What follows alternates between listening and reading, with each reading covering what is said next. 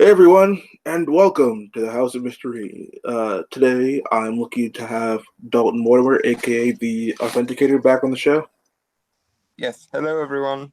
We're talking about magic again, so naturally I was summoned. Mwahaha. Yes, and we're going to be talking about dark fantasy with a more sinister and malevolent tone to it. So the first thing we're going to be talking about is something that we touched on the last time Dalton was here, H.P. Lovecraft, and specifically his Cthulhu mythos. So the Cthulhu mythos is essentially a group of short stories that are linked by a common mythology based around beings like Cthulhu and Dagon, known as the Great Old Ones. Are they extraterrestrial or extra dimensional? As far as we know, in the Lovecraft mythos itself, it's primarily extra-dimensional. There are some extraterrestrial entities in the mythos, but most of those are beings similar to human beings um in their agency, if not so much their tendencies. One good example is the great race of Yith, which is a uh, group of beings that's very scientifically advanced relative to humans that are, I believe, servants of several of the great old ones, if I remember correctly. Yeah. So because the Great Old Ones are extra dimensional, they are things that human beings cannot grasp the concept of. The human mind, they are so different from our natural world that whenever we try to look at something from their dimension and understand it, many people get driven insane. Mhm.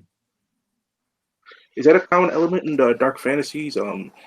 Foreign concepts that human beings can't grasp? Um, Well, it can be, especially because a lot of dark fantasy does take off of Lovecraft, which is ironic in and of itself because from what we know of his personal notes, Lovecraft was very science oriented, which is sort of ironic when you consider how good he just was at portraying his mythos intuitively. I um I mentioned this the last time. There's a certain gray area in regards to Lovecraft as to whether certain aspects of it were entirely fictional or not. Um in particular, things relating to the sort of eldritch extra dimensional entities, because as far as we know, Lovecraft for most of his life was tortured by night terrors and nightmares, and a large part of that inspired his mythos. So Yes, one, that actually came up in an episode of Warehouse 13. They mhm, got a artifact of Lovecraft's, and whoever possessed it would see Lovecraftian like horrors. mhm. In regards to where that fits magic wise, I think it's fairly accurate because particularly in high magic, because the things that you're invoking are essentially so much more vast and complicated than the literal mundane human plane. It's sort of like trying to fit an entire supercomputer's memory into a single flash drive. It's going to fry some shit. Yeah, but it's, one thing that I found interesting about Lovecraft's portrayal of these great old ones is that when most people would view them or come into contact with them, their minds would just break. But when something like a creative or an artist would encounter them, their mind would twist, but it wouldn't break entirely, and they were able to grasp at least some part of it because there were artists who could actually make sculptures of what Cthulhu looked like. Right, and that's an interesting thing in of itself, because again, despite his skeptical proclivities, Lovecraft might have accidentally hit on something quite ancient with that, because um, I'm not sure if many people know this, but in the classical Greek and Latin terminology, the word genius actually meant spirit. In the same way as the word demon, when spelled with an e or an ae or an a I, uh, is slang for spirit. It basically meant muse, because the idea was, if you had a particularly creative idea, it wasn't you, it was essentially a extra dimensional entity sort of tapping you on the shoulder and getting you to pay attention to whatever it Yeah, was they were trying to inspire you with. like how some Um, people said that they were like inspired by God. yeah. So, what um ki- are these? We know they're extra dimensional, but are they just beings from another dimension, or are they gods? Would you say? Well, I mean, it really comes down to your definition of a god. For me, as getting as technically precise as possible, a god is an energy being, i.e., a being that's comprised of something other than matter, who is inextricably linked to one or more natural forces and who has an extra dimensional perspective or abilities. So Would you would would be not. my personal definition of God. So Um, in the Cthulhu mythos, the one thing that keeps them from being gods, or at least keeps some of them from being gods, is that they're comprised of matter They have and physical they can forms. be physically wounded and damaged. So I wouldn't qualify them as gods, but that might be me just splitting hairs and being overly pedantic because, well, I'm me and that's what I do with regards to abstract philosophy. Yeah. There is one phrase from the Call of Cthulhu that really stuck in my mind.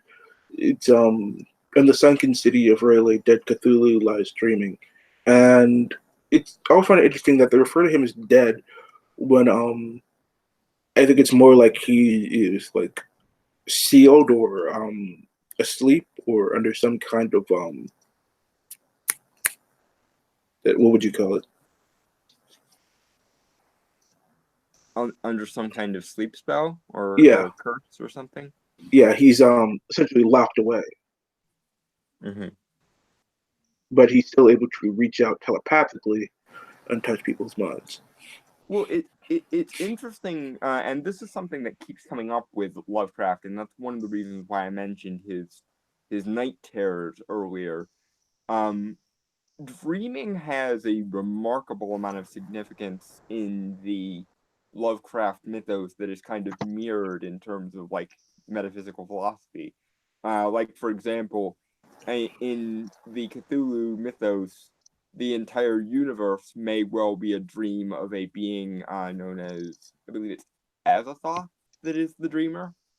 Um, or no, is Azathoth the bearer of knowledge? Anyway, one of these Lovecraftian entities is said to be dreaming all of reality. And then, of course, like you said, there's the Cthulhu lying dreaming in relay and still being able to influence things telepathically thing. One wonders if it's because of something about their neurology or if it's because their minds themselves aren't bound to their physical form. Again, to be somewhat charitable for them actually being gods, I would choose to believe that their forms, such as we have them, are just forms they're taking on, especially considering we do see them able to shapeshift on the regular. So I know that it there is a place in the Cthulhu Mysteries referred to as the Dreamlands, yeah. where people will go when they dream, and some people are actually able to be active in the Dreamlands. I remember I read this book. It was a comic, a Cthulhu Mm-hmm. comic, and this guy's uncle, um, he had encountered the Cthulhu code, and he was trying to find out why his uncle died. And whenever he would sleep, he would actually wander the Dreamlands, and encounter the beings in there. Hmm.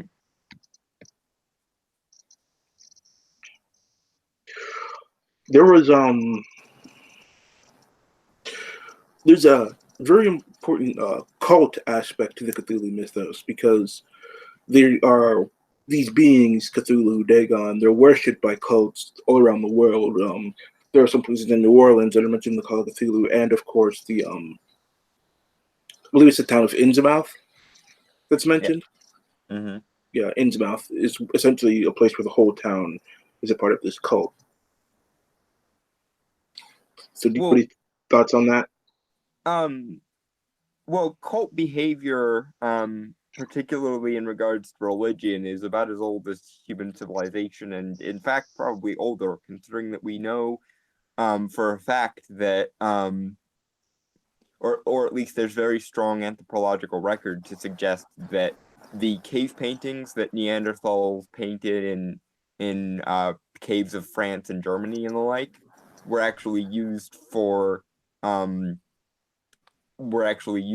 spiritual and magical rituals. So it doesn't surprise me that Lovecraft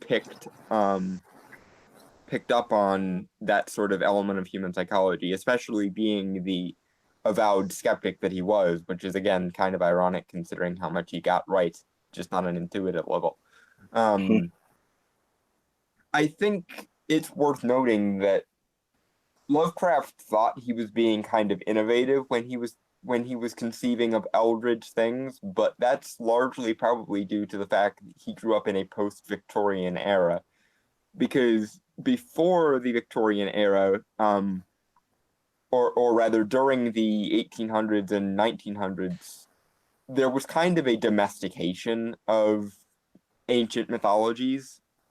Like, for example, um, kind of famously, fairies were a wide universe of creatures um, in their own right, and were even seen as fearful in things like uh, W.B. Yeats' The Human Child poem. But later on in the Victorian era, they were sort of thought as, minuscule kind of domesticated entities, Like um, you Tinkerbell. know, where we get Tinkerbell and that sort of thing. The same thing happened kind of with angels in most of the ancient biblical narratives. Angels were warrior entities, and some of them were straight up much like Lovecraftian entities, unable to be seen in their true form by human eyes, lest you go insane or turn to dust or any number of other things. Um, Whereas in the Victorian era and on up through the 1900s, they were sort of turned into Hallmark style cherub angels, which were basically babies with wings. And even Roman and Greek versions do this as well. I, a lot of people, when they think of Greek mythology, think solely of the Olympians, but it's worth noting that the Olympians were actually the weakest of the three levels of Greek deity. There were the primordial entities, who were basically the literal forces of nature. There were the Titans, who were the parents of the Olympians, who were still forces of nature, but were lesser forces of nature. And then you had the Olympians, which were sort of um, the civilized forces, or the forces that bestowed humanity on us. So it might have seemed to Lovecraft that he was being really clever when he was conceiving of eldritch things, but in actuality, it was kind of just a return of the old sort of way of viewing godhood and divinity, not as these overarching or over presiding things, but an intricate part of the universe and a aspect of the very forces that they controlled, as opposed to just sort of the domesticating force of it. So, one thing that gets copied, or at least a term that gets copied, is the Necronomicon. And I know Yeah. that there exists a Necronomicon in the Cthulhu mythos that was apparently written by an by an Arabian man in like the 6th century. Yes, the Mad Arab. Yeah, where gotten he was essentially telepathically linked with one of the great old ones and started writing down all these rituals and spells. Um, what? How is this version different to all the other books that use the term Necronomicon in fiction? Um, well, it's interesting. Necronomicon, if you translate it in from Latin, which is where the term comes from, it just means Book of the Dead. So the Necronomicon is essentially just another fancy way of saying Book of the Dead. And of course, the Egyptians have a Book of the Dead. The Tibetans have a Book of the Dead. There are several Greek books of the dead that are attributed to Orpheus. Um, so the idea of a Necronomicon, while a thing that is um, associated mostly with Lovecraft, is something that's as old as human civilization. For as long as we've known about sort of the darker aspects of the metaphysical, we've wanted to tap into and control it. You could even loosely call the Keys of Solomon to, Necronomicons if you want to be technical. And of course, there is a specifically Lovecraft aligned Necronomicon that was published by Simon Publishing in the 60s and 70s, which was a mixture of Sumerian, Babylonian, and Solomonic magics that were sort of crafted together to resemble a Necronomicon. That is the most interesting thing about a lot of Lovecraft's uses of magic, which he uses rather sparingly in his works. A lot of that comes from ancient Sumerian and ancient Babylonian mythoses. Like, for example, a lot of the stories of the old ones or the old gods in Lovecraft's mythos are kind of mirrored in stories of the Anunnaki and their battle against the dragon god Tiamat, who is basically the embodiment of universal chaos in Sumerian mythos. Yeah, interestingly enough, um, I took a history class last semester, and we covered the kind of creation myth of Babylon and Samaria. But you mentioned a good point is that in Lovecraft mythology, there aren't exactly a lot of people who are practitioners of magic. There seems to be a lot of people who do encounter great old ones or people who worship them, but not a lot of not normal humans who know magic. We do encounter a lot of lesser mystical beings, though. It's also worth noting that the grand eldritch pantheon that we probably most strongly associate with Lovecraft is not the only one in his mythos. There is the old ones, but there's also another pantheon of gods known as the elder gods, who are more humanoid in nature, led by a deity called Nodens, which is actually a deity that's almost straight lifted out of Celtic mythology. Yeah. Um, in the comic I read, there were people who were worshiping. I think they're worshiping some representation of Artemis because they were hunters and they were worshiping the god of the hunt. Mm-hmm. And it actually appeared as a how you would imagine an Olympian to appear whenever the main character encountered him in the Dreamlands. Mm-hmm. So, is there any other thing you want to mention about Lovecraft and his mythology? Let me think. Um, no, well, interestingly, if you want to see a real world equivalent of a lot of his entities, all you need to do is look at the sort of primal pantheons of various cultures. Like I said, with the Greeks, you had the primordials and the Titans, and then of course you also had Babylonian and Sumerian versions of that. In basically every culture, you see sort of this degradation of divinity, whereby each time it becomes more civilized, it also becomes slightly less powerful or slightly less primary to the nature of the universe.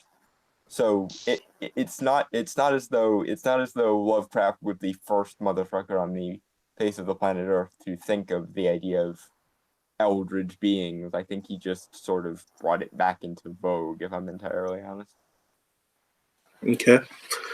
Let's move on to another show, uh, another series, rather. This is a series that we've talked about before on England Teens channel, the Adventures of Sabrina on Netflix.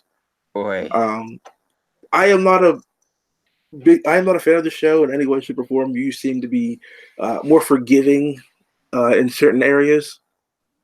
it has enough that I'm willing to like comparing it to the other adaptation of the story, which is the Melissa Joan Hart series from the 90s. I would much rather watch Chilling Adventures than I would Uh, Teenage Witch, because my god, is that other version campy as all fuck.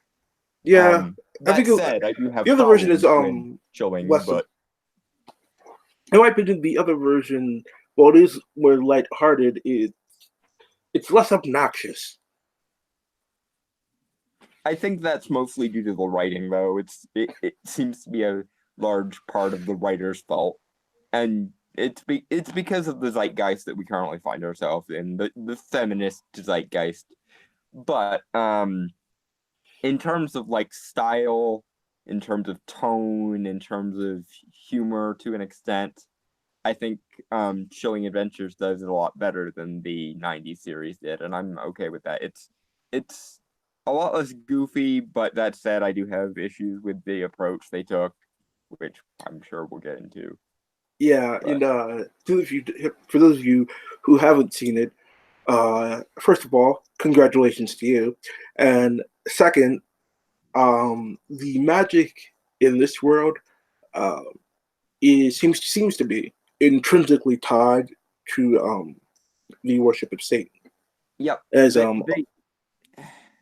go ahead. Sorry, as I'll say my spiel in a it minute. seems that the witches of this universe have a kind of group organization, similarly to the Catholic Church, where each church will have a leader, and that leader will report to someone who is literally referred to as the anti-pope in the series. But it seems to me that they all the witches of the world do seem to be in line with the Satan worship. Uh, Yeah, yeah. It takes a lot from medieval Christian conceptions of witchcraft, and a large part of my problem with the series do sort of extend from that, because the problem is they'll even take things that are intrinsically pre-Christian or intrinsically pre-monotheism, and they'll try to give them a demonic spin, which is not a new thing. I mean, Christians during the satanic panic of the 80s and 90s did that a lot, and so did the Family Values Brigade of the mid 90s through the 2000s. And that's one of the biggest issues, is it took so long for everyone to get that fucking idea out of their heads. And not only is Chilling Adventures bringing it back, but it's trying to it's trying to essentially do the whole sympathy for the devil thing. Um, and that is one of those it's one of those moments where all I can do is say, and this is why we can't have nice things. yeah. So as far as the way magic is viewed, you prefer something like The Magicians over Sabrina. Uh, it's not that I well, yes, because the magicians handled it better, but I don't have a problem with the idea of magic that is dark or magic that is demonic, because for as long as people have had understandings of these primal forces of nature and how to manipulate them, they've also, used it for selfish or short-sighted or destructive ends. Because you give a human being a tool, and some are going to use it to be very constructive and help society and things, and some are going to stab their enemies in the back with it.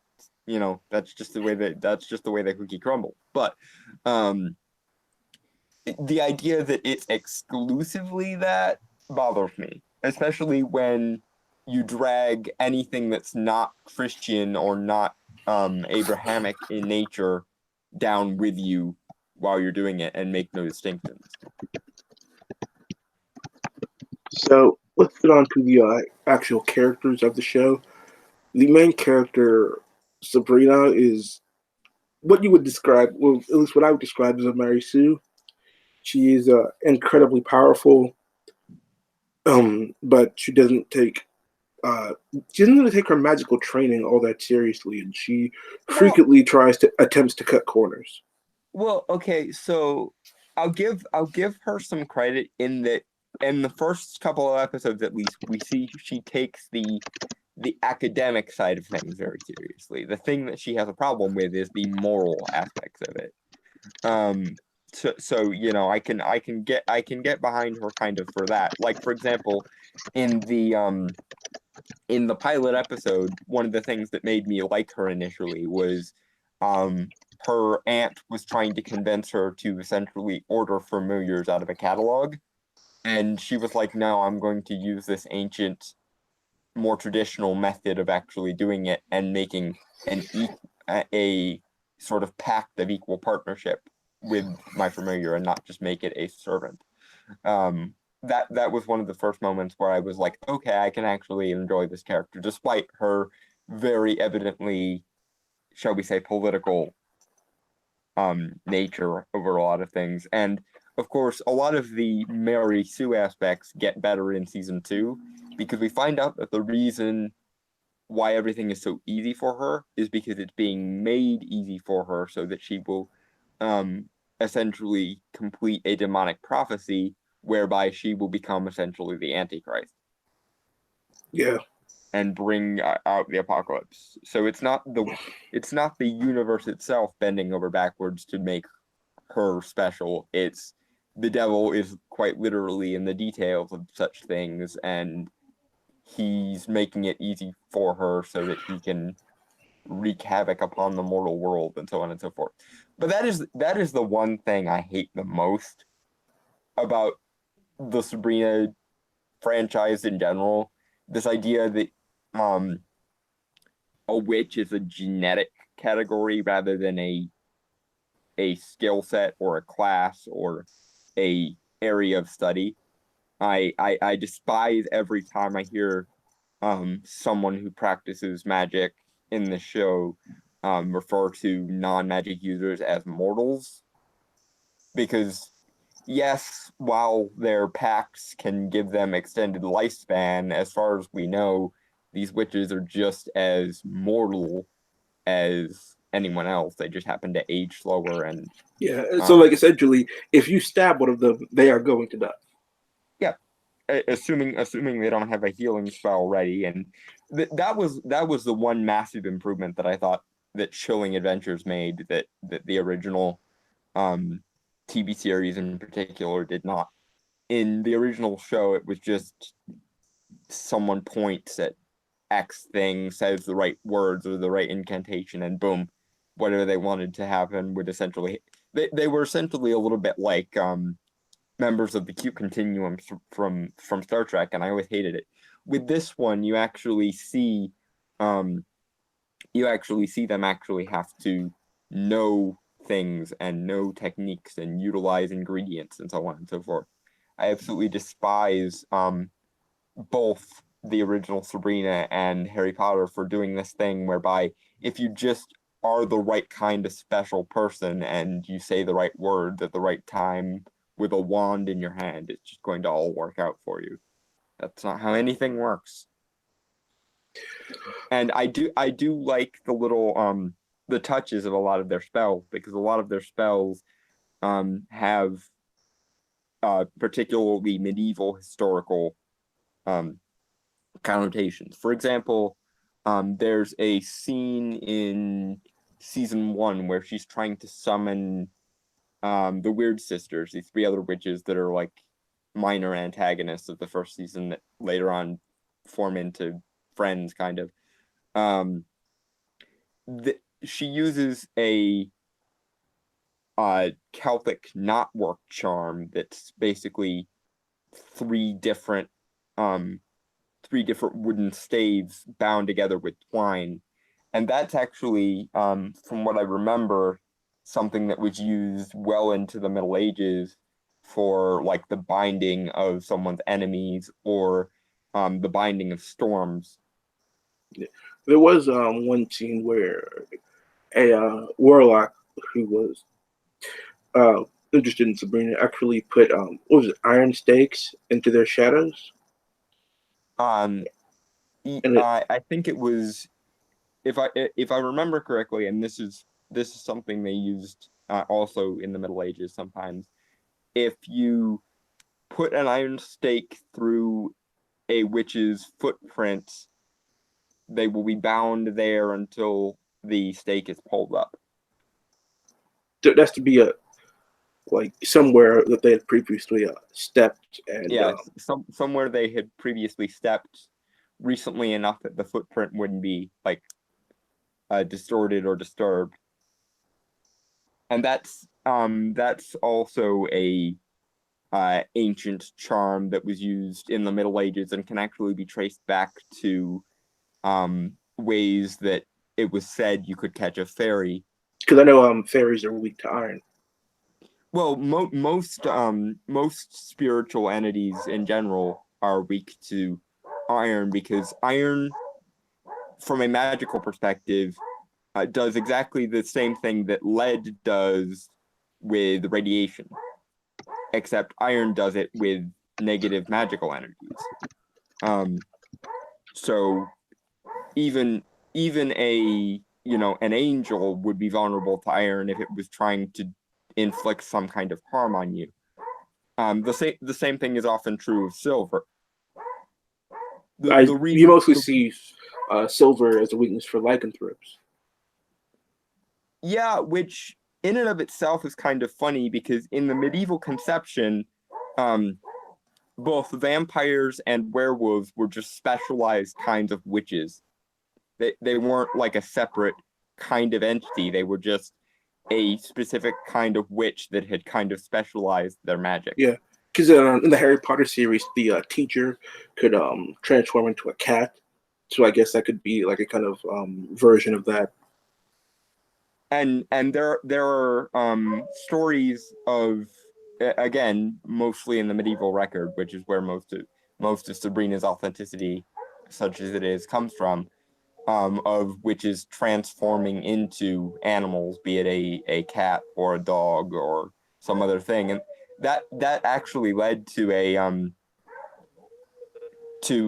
domesticated cat becoming endangered for a little while in the Middle Ages because people would see black cats and they would think that it was a witch that had transformed herself or a witch's familiar who was doing their master's bidding, and they would drown cats or burn them along with people they had assumed to be witches. Yeah, Chrononaut mentions that it was Animagus, the ability to transform in the Harry Potter world. Thank you for that. But one thing I don't like about the characterization of Sabrina is her and well, there's two things I don't like. First, it's her and her friends. Um, in this season, one of her friends, who is transgender, wanted to try, who is a female to male, to be specific, wanted to try out for the boys basketball team, and I thought, okay, I know you consider yourself a boy, but do you not see the inherent physical limitations of what you're trying to achieve? Well, okay, and this is the thing, and this is one of the things that really annoys me about this kind of transgender character, this kind of really preachy transgender character. It reflects a very narrow idea of what it is to be a man, because there are plenty of men who would sooner be, stoned to death than be caught dead anywhere near um, an athletics arena of any kind whatsoever. Yeah. I myself being one of them. There are Um, plenty of guys who aren't athletic but are still what I consider to be very masculine because they express their masculinity in other ways. Like some people, like yourself, right, are very, and very yeah, intelligent. and that's the main problem with them kind of forcing their message through by having them uh by having Theo want to join the basketball team, because that implies that there's something inherently more sporty about masculinity, or that in order to be a proper man or to express proper manhood, you have to be athletically inclined. And as someone who, again, would rather be stoned to death than caught dead in an athletic situation, I take kind of offense to that, because I was always the bookish type of person, and never really went in for all the athletic shit, but nevertheless I still considered myself male and had no, qualms with considering myself such. There was never a point where I had any dysphoria, and yet, you know, athletics was largely anathema to my being Yeah, for most of my life. And I'm sure that's true with a lot of people who would be watching this show in particular, because our audience are a bunch of nerds and proud to be so. yeah. One thing that Sabrina does is that while her friend is trying to try out for the basketball team, like before Sabrina gets there, she can't do it because she's like 5 foot not she's like 5'2" and has very short arms and can't jump. But Yeah. when Sabrina gets there, she's magic to have her make every shot and essentially get her to join the team. My first thought is, okay, what about when she's not there? Like when you actually have to play a game. Yeah, that one kind of bugged me, because um we see she, we see her having to chant the incantation again and again each time she goes to make a basket, Hmm. which implies that it's not something that is just a one and done kind of thing. If she had casted one spell and that spell had made Theo better at basketball, that would have been one thing. But we see her having to reinitiate the spell constantly. And I think the implication was just that Theo was nervous because she was trying out, and that she'd be better when once or that he or yeah, that he would be better once he was on the team.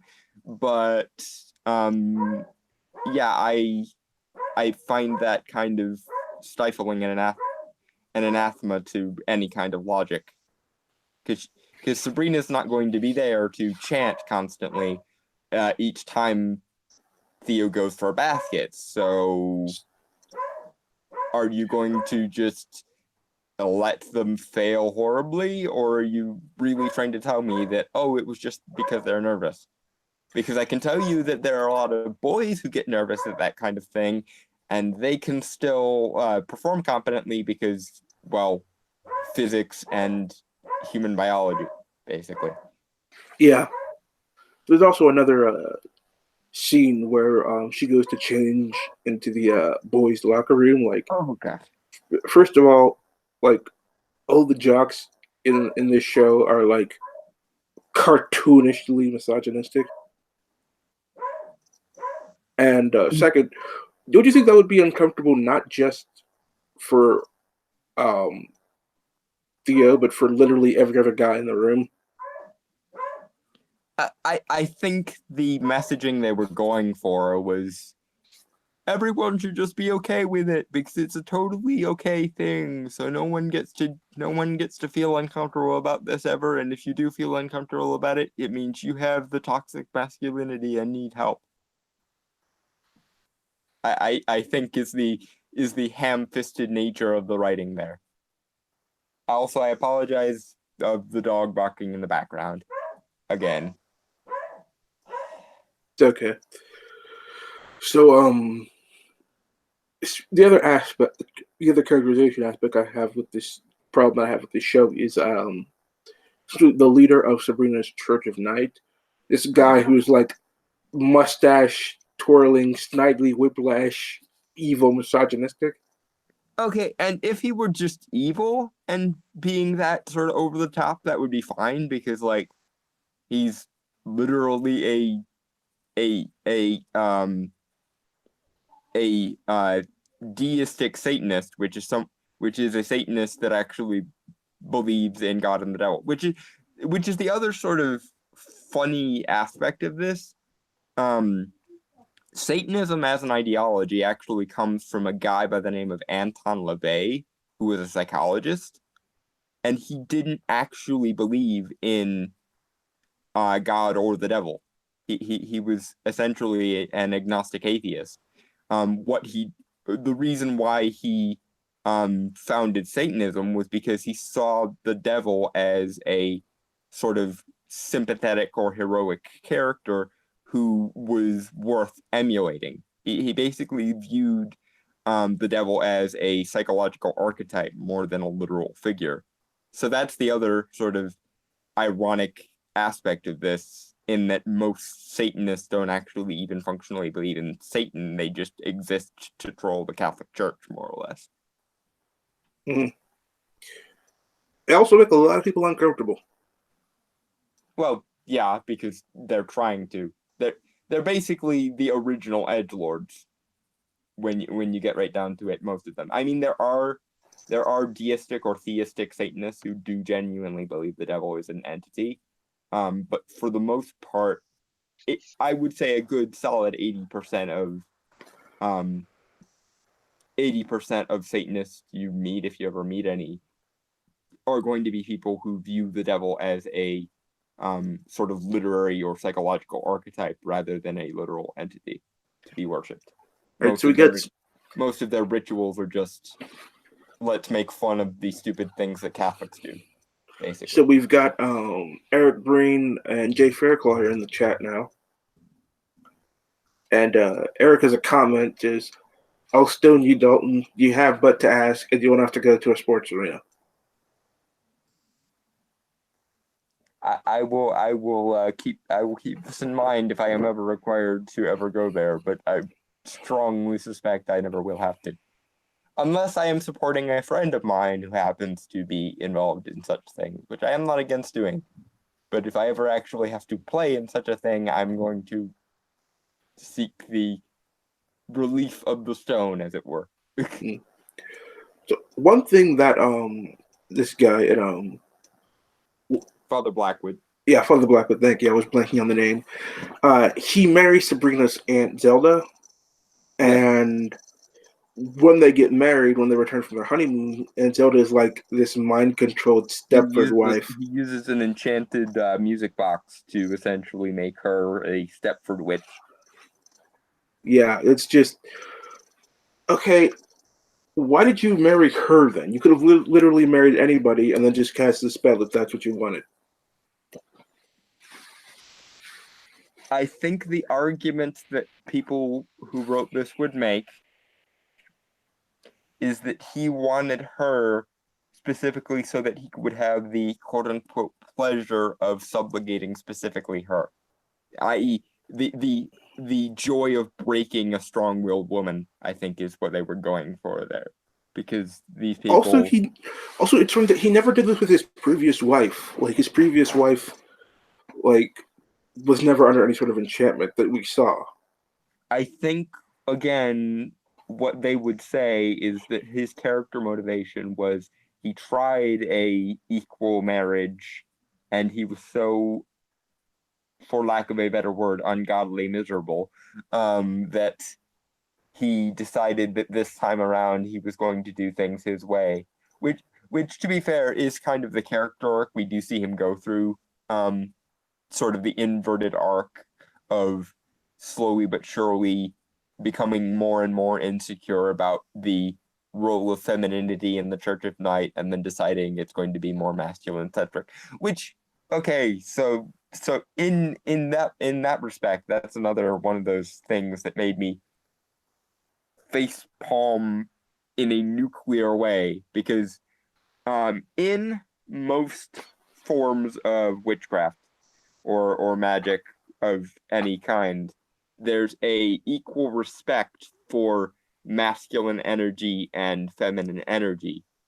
So if there was ever a system in which there is definably so no patriarchy whatsoever, it's fucking witchcraft. Granted, there has always been kind of a delineation between the kinds of magic that men and women do. For example, women usually go into folk magic and healing and herbs and nature-oriented work, whereas men classically went into more academic, high magical work, which involved like the evocation of spirits and that sort of thing. But it's always been an equal division of respect for the influences of masculine energy and the influences of feminine energy.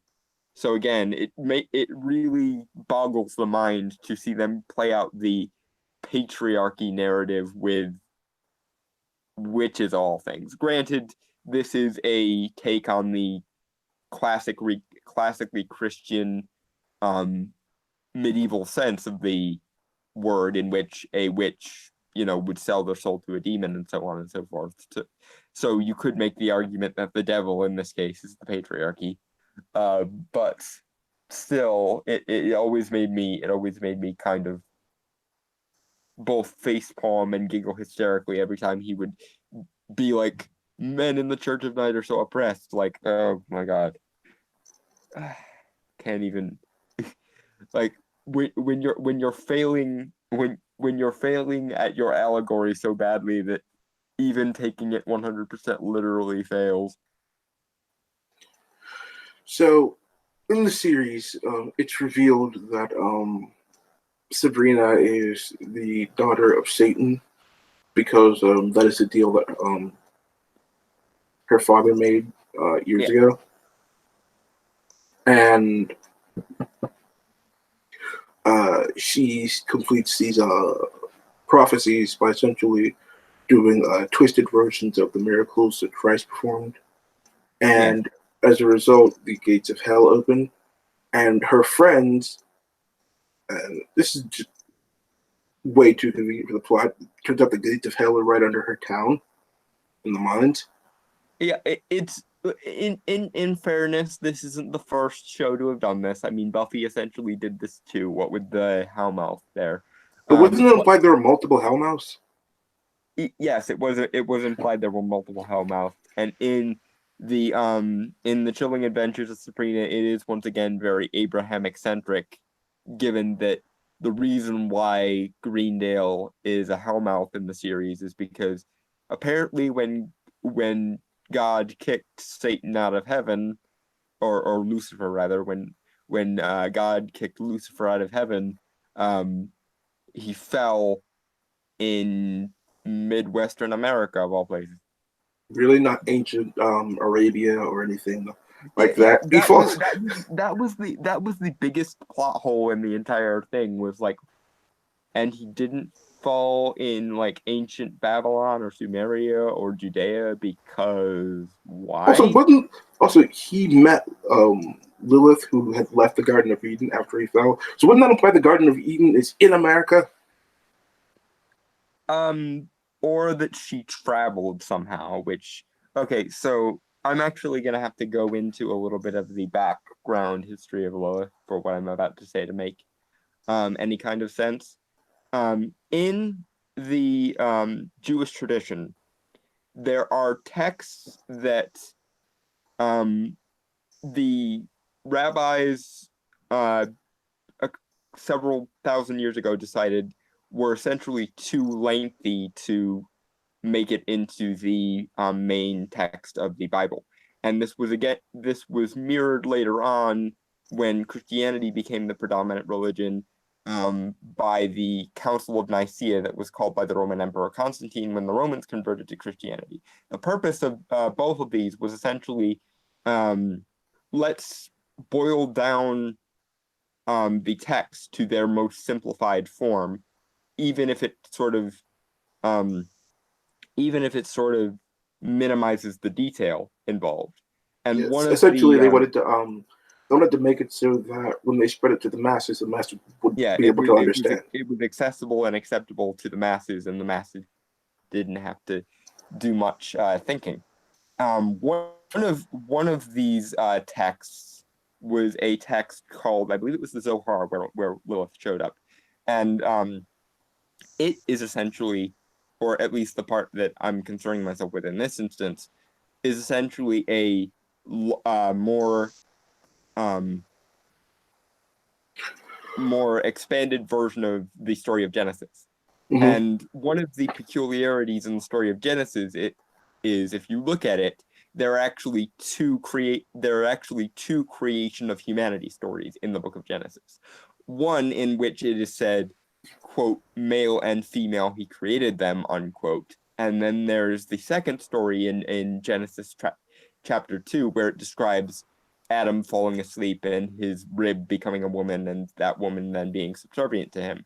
Um, the rabbinical scholars of the ancient Jewish scholarship looked at that and essentially saw that as the creation of two different women.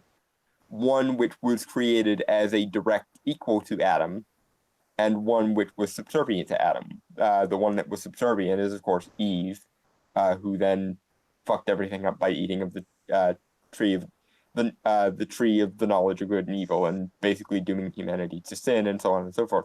The first wife that is created for Adam in this rabbinical tradition is a woman named Lilith, who, because she was an equal to Adam, when it came time to sort out sexual matters, as it were, and Adam insisted that she lie underneath him so that he could inseminate her.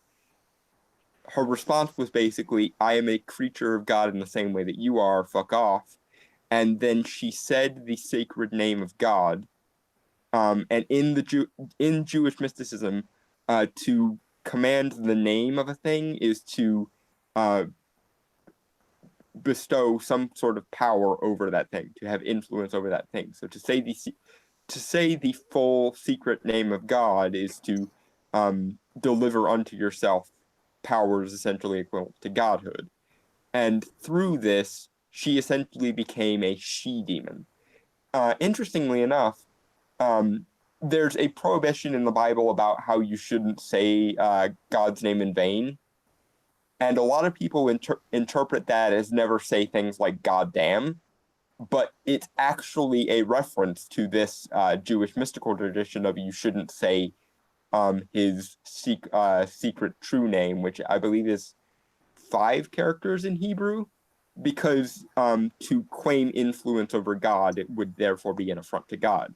So if anyone ever chastises you for saying things like, you shouldn't say God damn because you shouldn't take the Lord's name in vain, you should elucidate this. But regardless, back on point because I rambled slightly because this is interesting.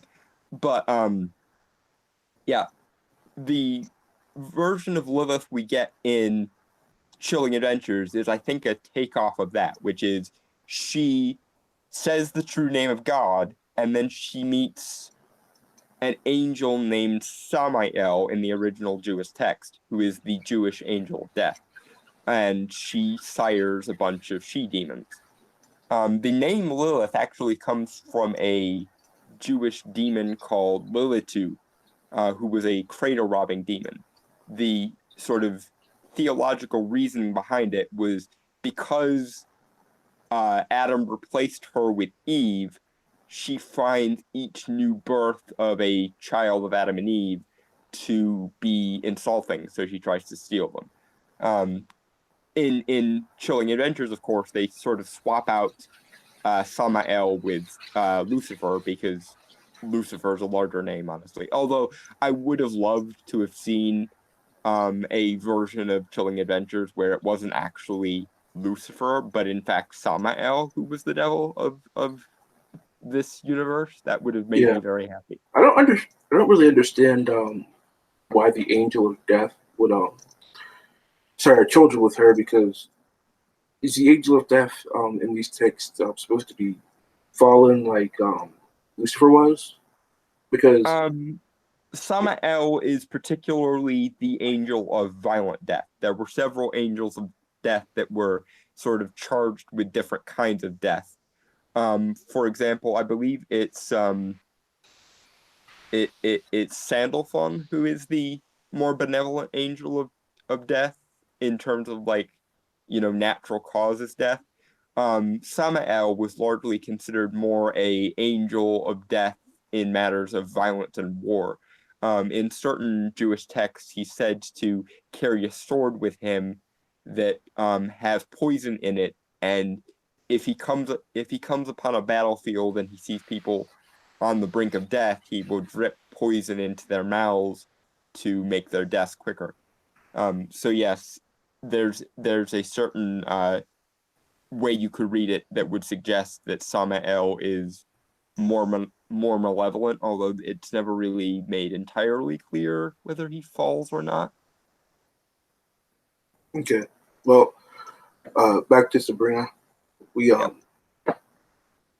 so Satan encounters Lilith in what I'm only assuming could be North America because I doubt there's any way they could have traveled a significant distance. Yeah, no, and in the finale of season two's narration, it does say she encountered him where he fell.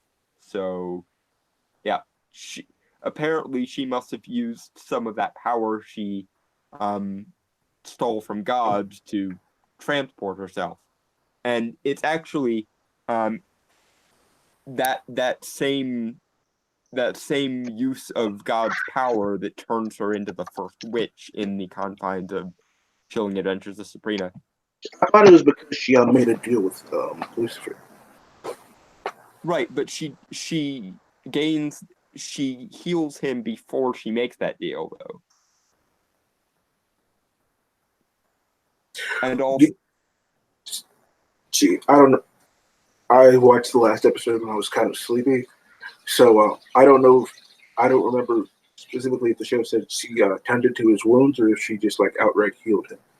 yeah, no, she started to heal him, but because he was an angel, she had to use magic to heal him, and therefore she was the first witch, as well as the first woman.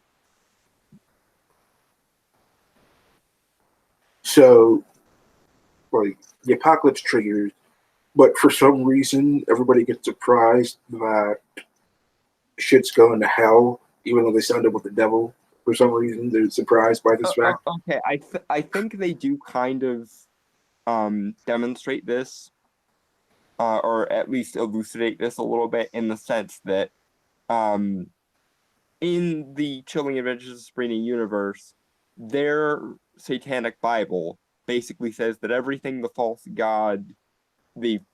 god, by which they mean, the Abrahamic God, said was a lie or a perversion of the truth, and that Lucifer was actually a sympathetic character.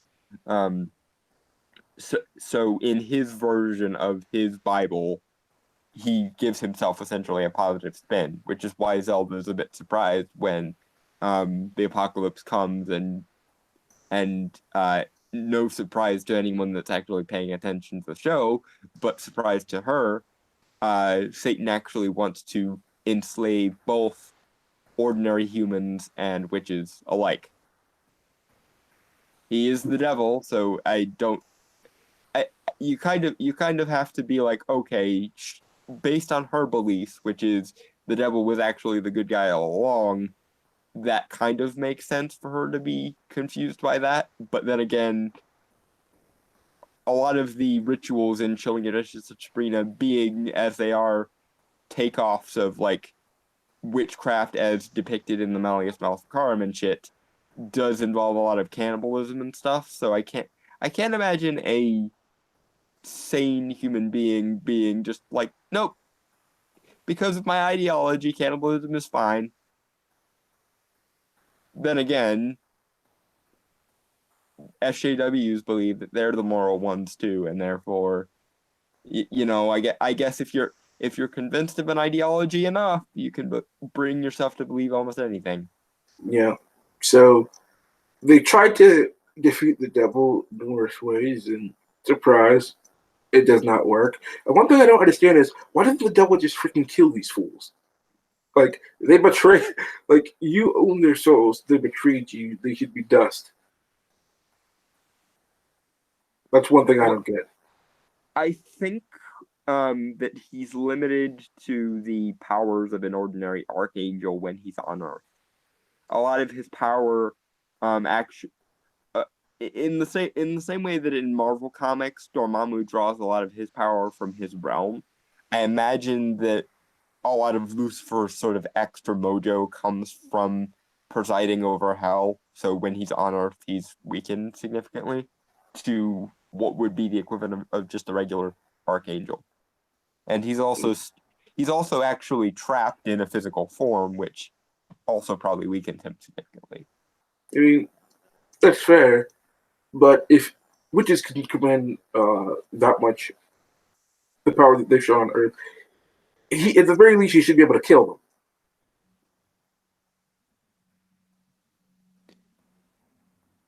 True, but I think the element of surprise is probably what's helping them there. Well, to be fair, they attacked him once and it didn't work. So at that point, the element of surprise should be gone. Yeah, the devil is too nice in the universe of Chilling Adventures of Sabrina, and that was the number one like middle finger of the finale was like he actually offers to let her keep all of the humans in Greendale. Like she's like, I want Greendale, and he's like, everything that you want will be yours as long as you're like decent to me and shit. And they go and stab him in the back anyway, and I'm just like, you do realize this is gonna come back to bite you in the ass next season? Because if he ever gets out of the situation they put him in at the end of this season, I don't think he's gonna be that nice again.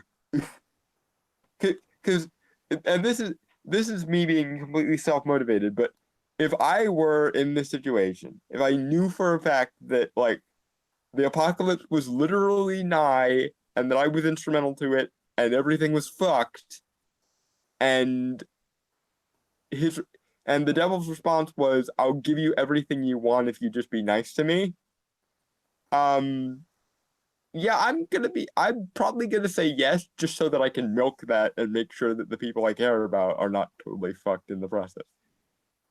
But nope, Sabrina is apparently so short-sighted that even though he offers to give her everything she wants, and she could essentially make Greendale a sanctuary for humans to make sure that like most people survive the apocalypse relatively unscathed, because as we've established, Lucifer doesn't really care one way or the other about pretty much anyone but her. Even Lilith, even though she served him for what must be at eons. Least, at least several tens of thousands of years. He backstabs her for the sake of Sabrina and then offers to give Sabrina basically everything she wants. And Sabrina finds this to be unacceptable because she's a short-sighted bitch, basically. Oh, she's even more short-sighted at the very end of the show. One thing I want to point out is her friends. For some reason, they find out that she is the Antichrist. They find out the apocalypse is coming. They just go along with it. They don't like seem to have any negative reaction to this information at all. Well, I mean, they've already accepted that she sold her soul to the devil and can still be a good person. So, is it really that much of a stretch to say she can be the Antichrist and still be a good person? I would. I'm not saying that. I'm saying it at some point there has to be like Well, and something where a also rational human being just to be says, you know fair, what, I'm out. a lot of them get cool powers out of this whole scenario. So One of them gets cool powers,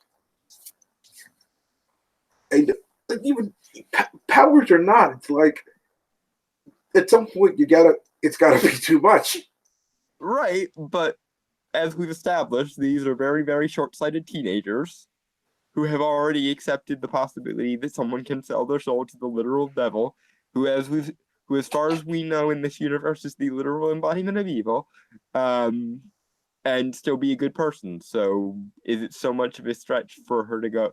And also, like, they're in the process of trying to help her stop the apocalypse. So, like, Yeah. as far as her friends are concerned, even though the apocalypse is nigh, she's still trying to stop it, so she's still on the side of good. I mean, yeah, there's one other thing I don't like. It said, all right, so they find the literal gates of hell. Yep. And they're about to open. Yep.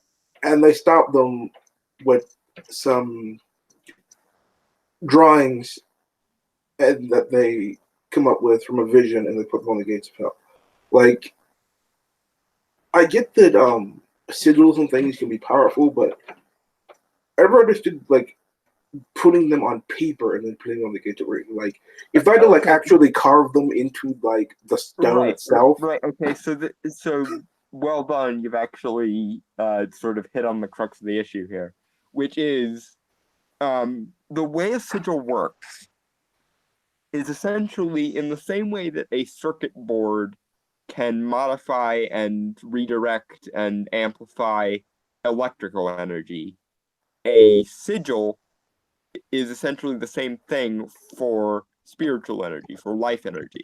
The idea is that energy passes through the sigil and whatever material it's carved onto, and that modifies that energy to such a degree as to have whatever effect the sigil is alleged to have. So the possibility of there being like sigils that can seal the gates of hell is not a problem for me. It's sort of kind of a to put it in a programming language, it's a lockout mechanism. It's a program hack so that the gate would then close. My issue is they do it with paper and ink, which I've used paper and ink for sigils before, and I've seen other people use them, but most people agree that you can use paper and ink, but paper and ink is going to be probably the weakest variation of that sigil's power, because it's not going to be able to effectively reconstitute or redirect the energy it needs to be as effective as it would be if it were made of some other material. And sometimes with sigils, the material itself is important. For example, just as you wouldn't always be able to make a circuit board out of a given kind of metal, so too you can't always make the appropriate sigil out of a specific kind of metal or stone or whatever. So they lucked out massively that these sigils were powerful enough that a certain number of them were able to do this in the first place, and B, they were extremely lucky that this wasn't a kind of sigil that a specific material was called for, and C, they're even more lucky that Raz's prophetic powers, which are magic-based, were able to touch the gates of hell and not have the result of the sigil be something negative, because as we've said, most of the magic in this universe is very demonic in nature, and if I were the devil and I were designing this kind of system, I would make it so that the magical qualities of her eyesight interfaced with the gates of hell in such a way that the resulting sigil would actually make it worse, which is actually what I was kind of waiting for. I was waiting for the sigil you made actually made the problem worse. But nope, apparently it was actually able to do it. So, When you think about it, it's paper. It's not going to last very long down there. It'll like a year, 2 years at most, and that shit will be gone. well, and in fairness to them, they kind of skirted that issue with Lilith taking over Hell and presumably ordering the gates closed behind her. Um, But that's not going to work because, she took the body of Nick, who is the person that they sealed the devil inside of. Yeah. One thing I don't understand about that is, wouldn't his body just explode trying to contain that much power? the way they describe it is actually okay, so I'm willing to give them this. They essentially say that of all the sacred geometries in existence, the the spells that bind the human body are by far the strongest, which I'm fine with, I suppose. It's a bit overly human centric, which I dislike, but I'm not gonna split too many hairs. My issue is Hell is a non-physical plane, so the second they walk into there, it's basically going to be Lilith in her spirit form carrying a box that is Nick's body with the devil inside, presumably screaming and being quite angry. So are no demons that are like in charge of Hell going to be like, why is our Lord and Master in a box? And why are you not releasing him? And why is the apocalypse that we had scheduled delayed? Like, I know demons are kind of morons in this universe, but is not even the aristocracy of Hell is gonna ask any questions. You think that at some point one of them would try to free him? You would think, and you would think they would go, wait, why are you wearing the like they flipped shit over the fact that Sabrina was going to be crowned queen to such a degree that 3 of the Lords of Hell just showed up because they wanted to. Um, and well, I guess because Lilith believed that she was going to be the queen of Hell, that was probably like the prevailing thing for a while among the demon populace of Hell, which was, okay, she's going to be queen, so if we see her with a crown on her head, that's not going to be a big issue. But again, we still have the issue of you're carrying what is essentially amounts to a box with the devil inside it into Hell, and no demons are going to question you on this. Why? Also, who's stronger, her or the demon? Huh? Who is stronger, her or the demons? Because if the demons is more powerful, she's screwed. Well, but she was essentially converted into the first demon when she signed on with Lucifer. She's not just a witch. She started as a witch, but then she became a demon in her own right. And Oh, she is also in this universe the mother of demons. Um which I'm fine with because like I said, in the original Jewish folklore, she did actually have her own strain of demons, but it was just one specific kind. It wasn't all of them. Um, so I guess either every demon in the Chilling Adventures of Sabrina universe is at least somewhat human, i.e., they're at least half human, or she was converted into a demon and then gave birth to all of them. So there is a certain level of, I guess, fealty to their mother there, but we do see the sleep demon getting quite pissed off with her in season 1 and being like, I'm going to fuck shit up because you abandoned me because mommy issues.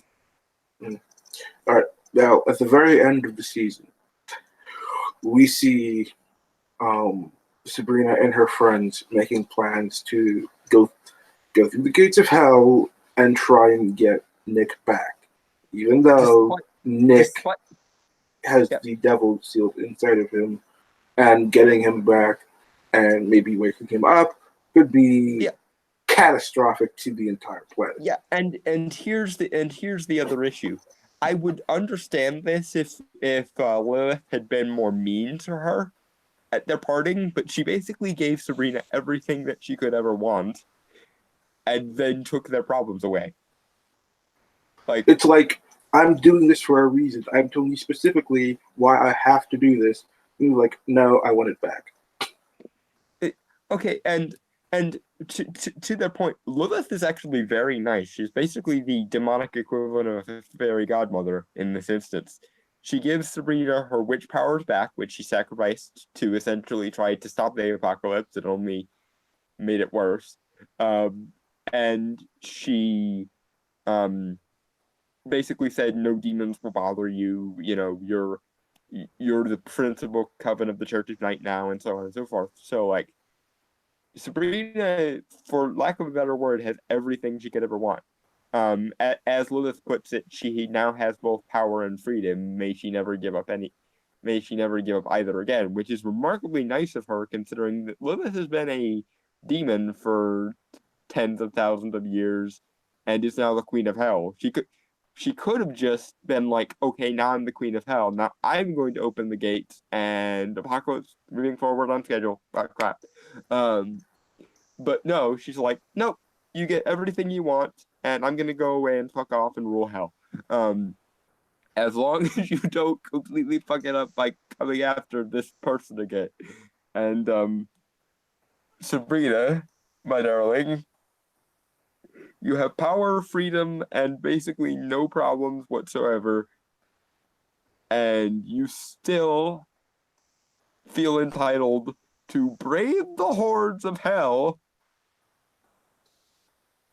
because Most of which already don't like you. Yeah, which we've already established don't like you to such a degree that 3 of the kings of hell showed up at your doorstep just to fuck with you because they wanted to.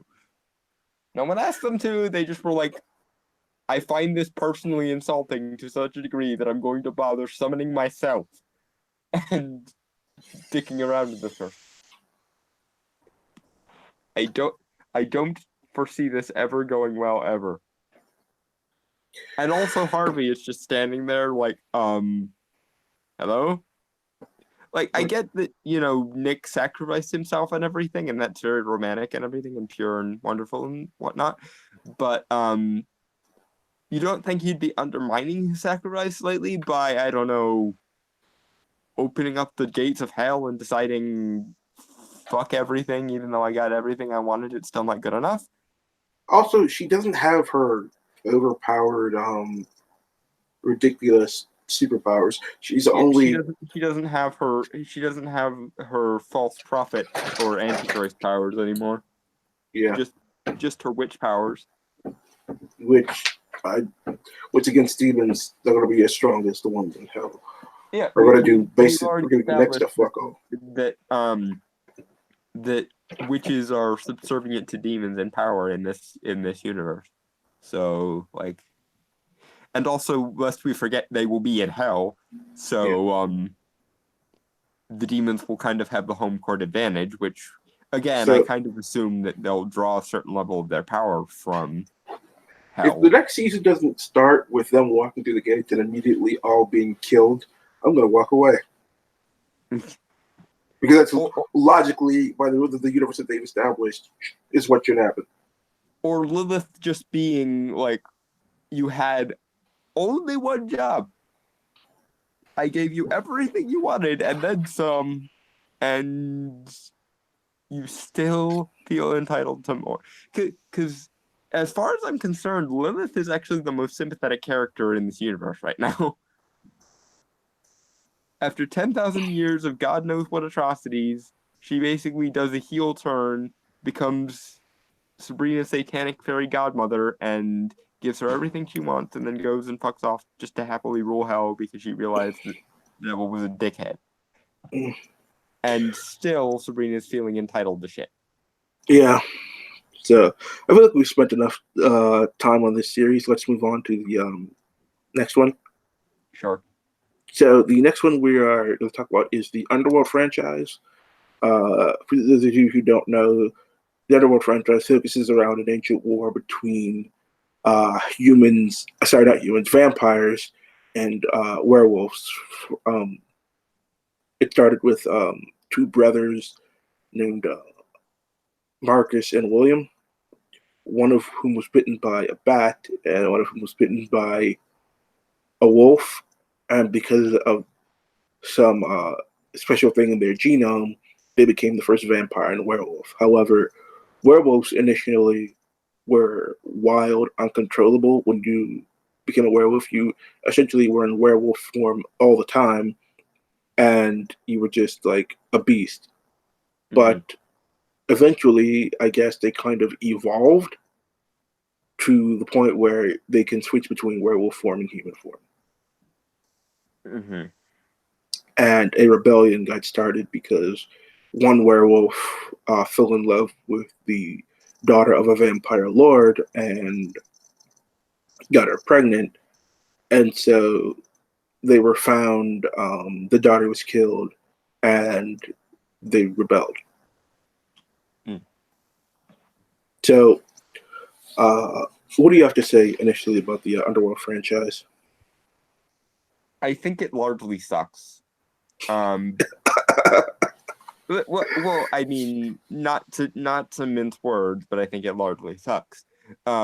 Largely because of all the scientific technobabble bullshit that gets thrown around when there's a really obvious fix for this that I thought of in about 2 seconds and would have fixed like 90% of the problems of this series and made it much more enjoyable.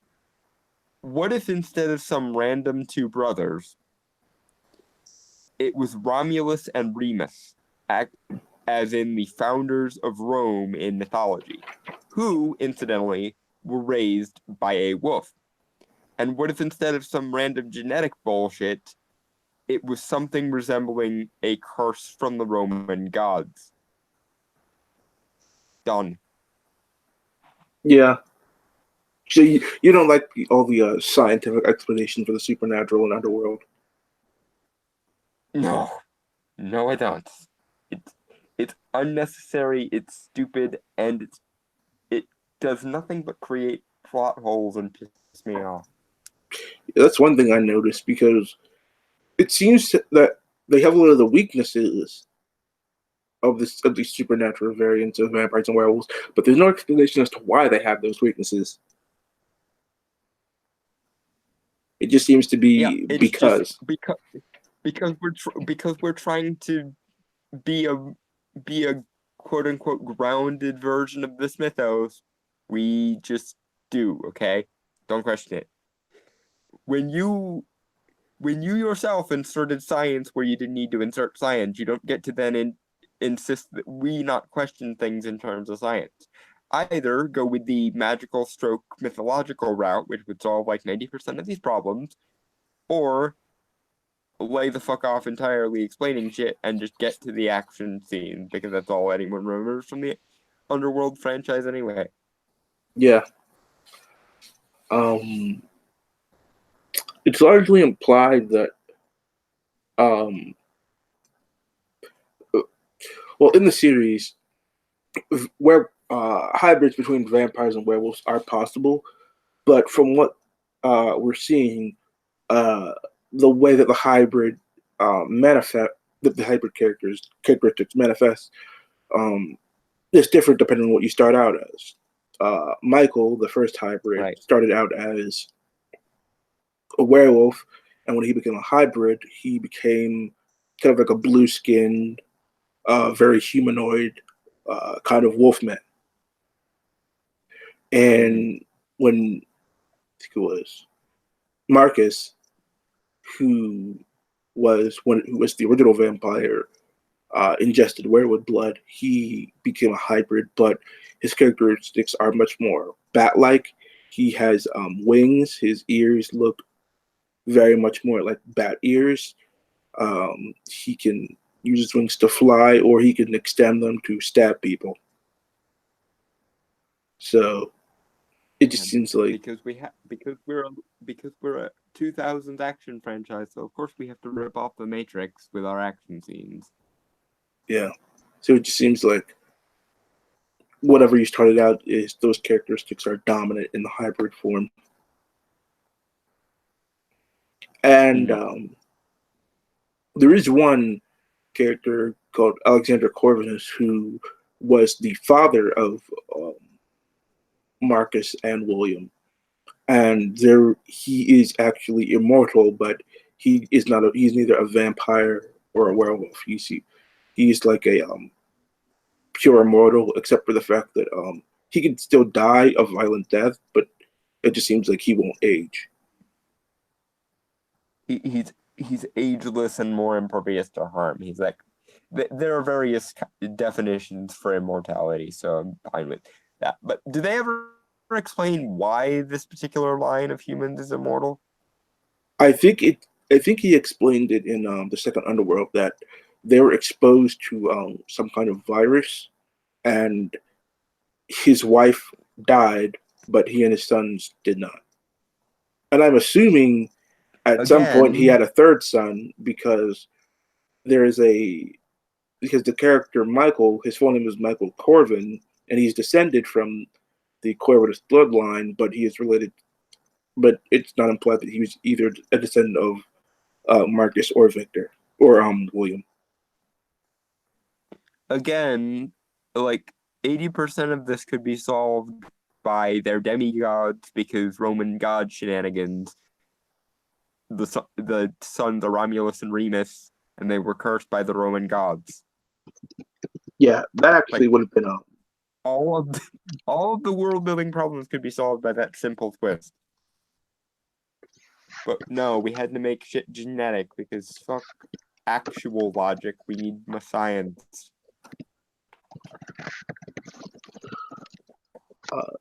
they do get a bit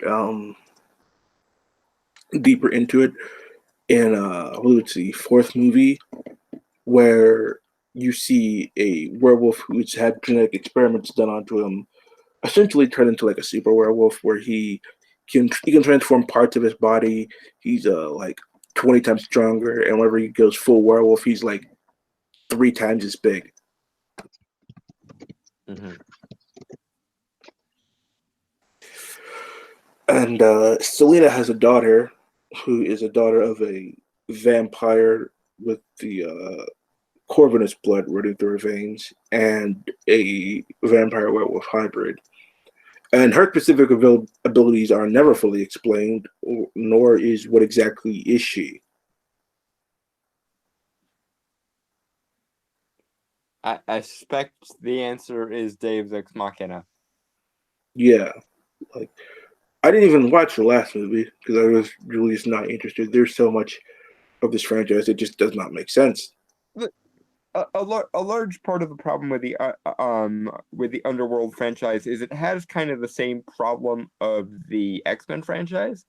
It continued past the early 2000s, but it didn't acknowledge that it continued past the early 2000s. So a lot of the same tropes and things that would have occurred in like a late 90s, early 2000s movie are still occurring in the Underworld franchise, even though it's been a decade or so. Well, the And X they Men still kind of had develop like the storytelling. the X Men kind of had like a soft reboot. So True, but even the soft reboot doesn't want to go any comic booky places, or didn't really evolve much of the storytelling. And what's more, we lost a lot of really great actors in the reboot because, of course, Patrick Stewart, Ian McKellen, and Kelsey Grammer fucked off.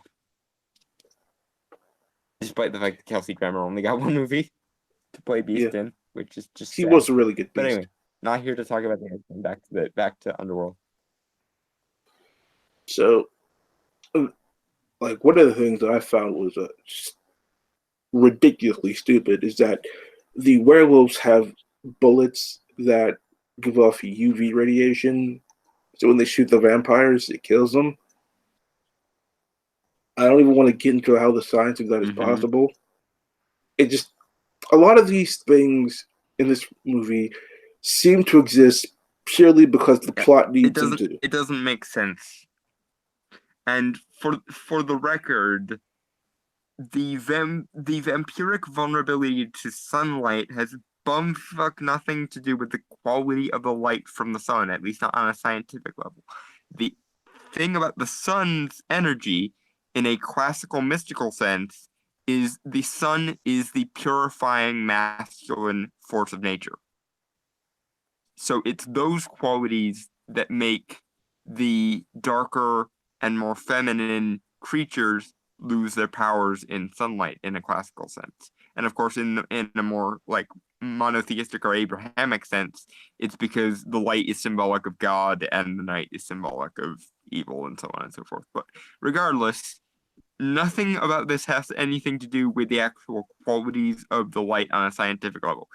It does, if you want to stretch it, have to do with the qualities of sunlight on a metaphysical level. But as we've established, this franchise likes to science everything. Yeah, it also doesn't So explain yeah, how werewolves are. that's a trope I would like. That's a trope I would like to see stopped in all like monster based media, which is to say, if a thing requires a certain thing to kill it, you can't just tangentially tack on something else and say it's good enough. Like if if a thing has vulnerabilities to sunlight, you shouldn't be able to just jam it in a tanning bed and kill it because it's not actually the sunlight itself that's the problem. Another thing that they don't really Interestingly, explain. Hold on, in hold on, classical vampire dude. lore, Hold on. sorry. One thing that they also don't explain is werewolves' vulnerability to silver. If it would going as werewolves are a mutation of human and wolves, it would make way more sense if they would just shoot chocolate at them.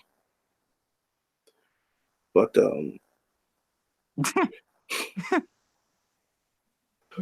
yeah. Funny.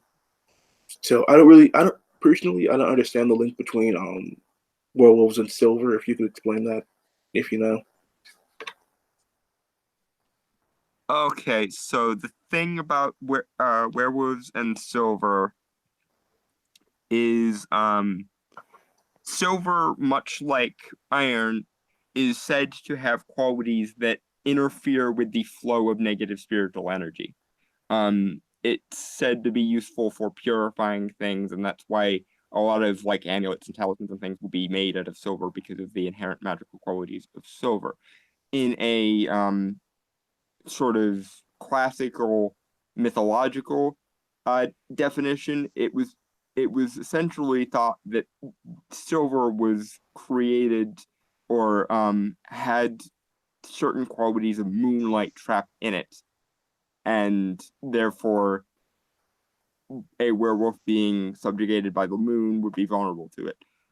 In a more Christian sense, it was just thought that silver was one of the more pure metals, and essentially, the Christians took a lot of the pre-Christian magical knowledge or folklore regarding different materials and just gave them a spiritual spin.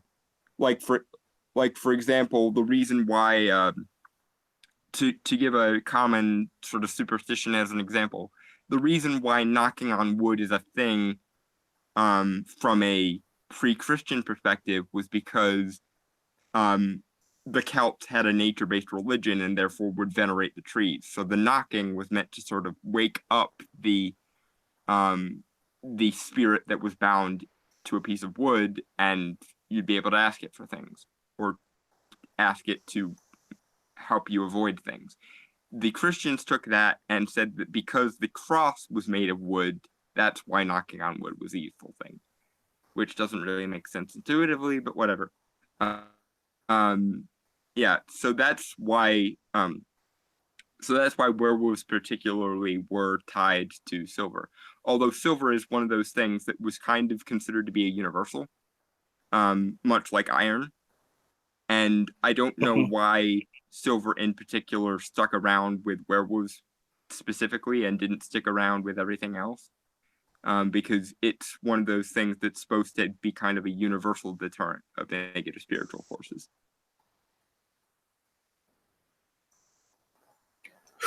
I think it's as part of the tail of the werewolf is to make the werewolf a bigger threat.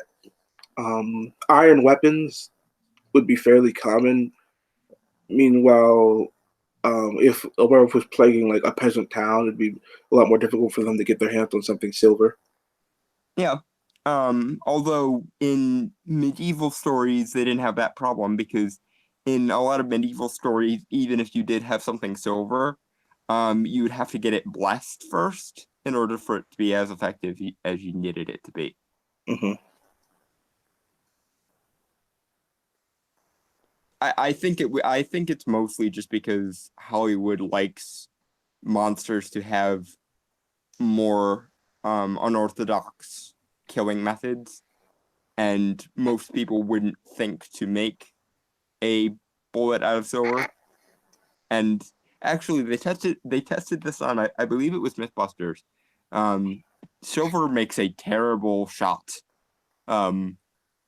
For modern weapons at least. I think the gunpowder would start melting the bullet a little bit. I don't remember if they ever touched on that in MythBusters. I think they actually managed to make it a whole bullet, but apparently the qualities of the metal make it very hard to actually aim the damn thing and not have it like dissipate in momentum too quickly. Right.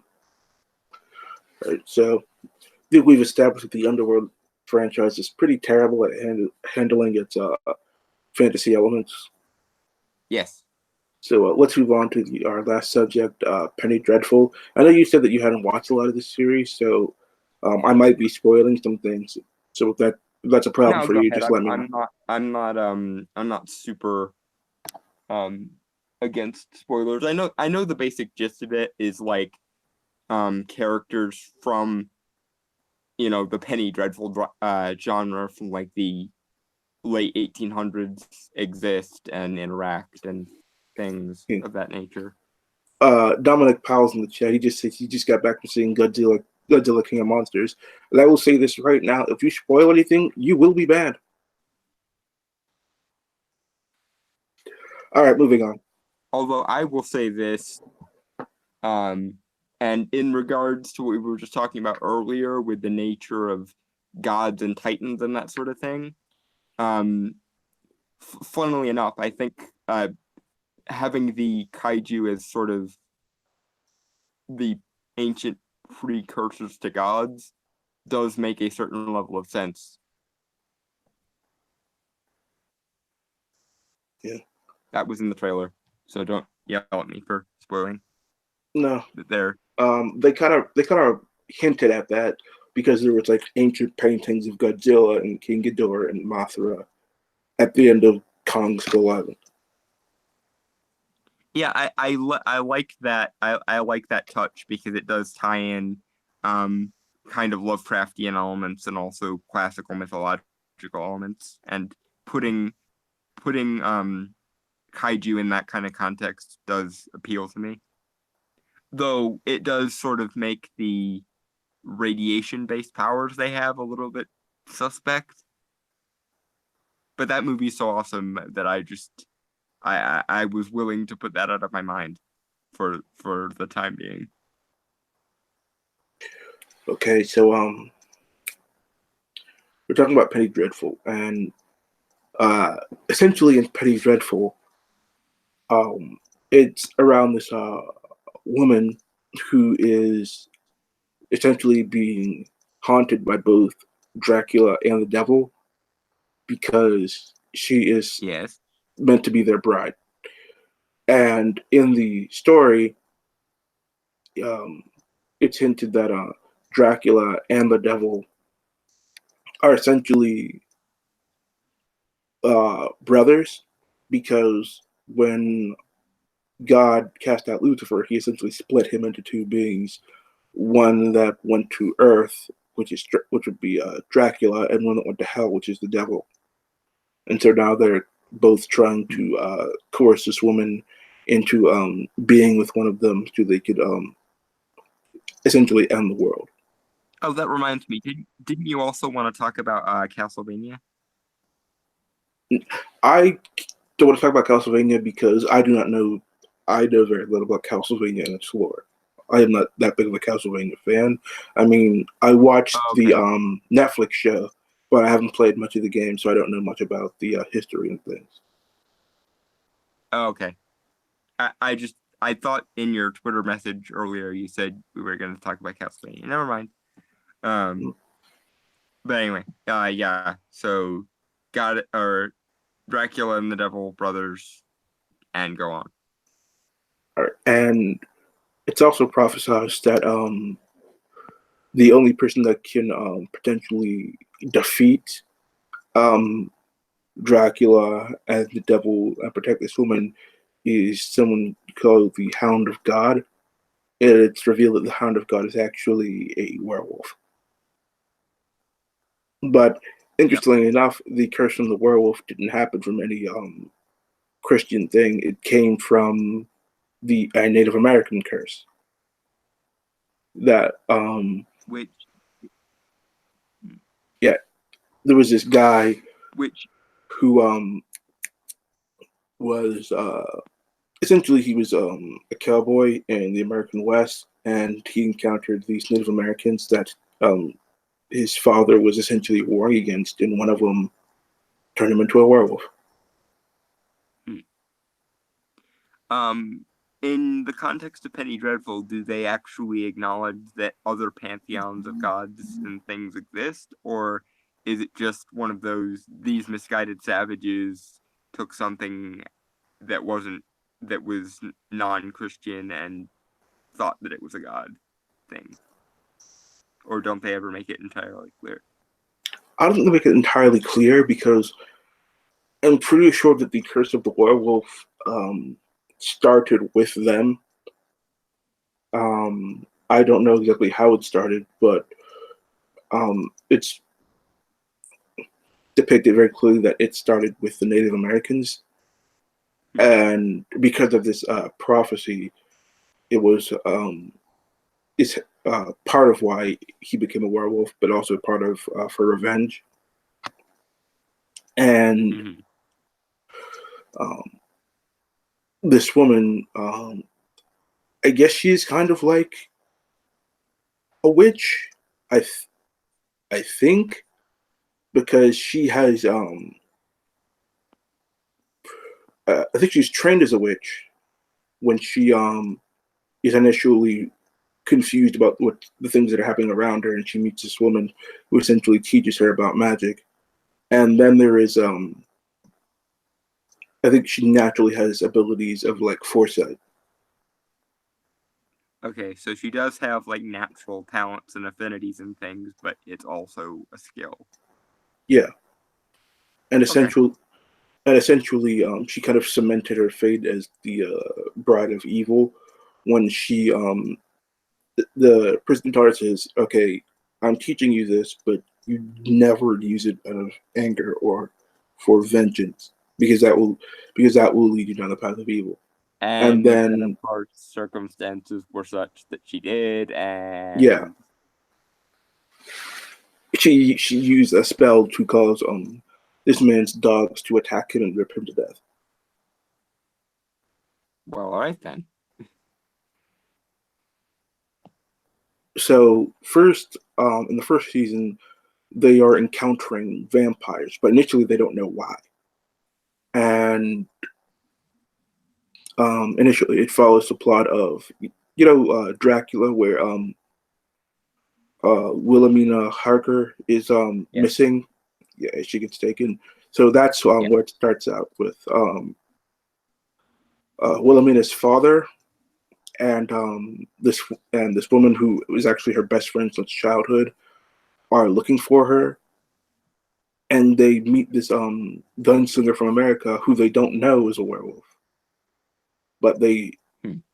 hire him for his gunfighting skills. So they Hmm.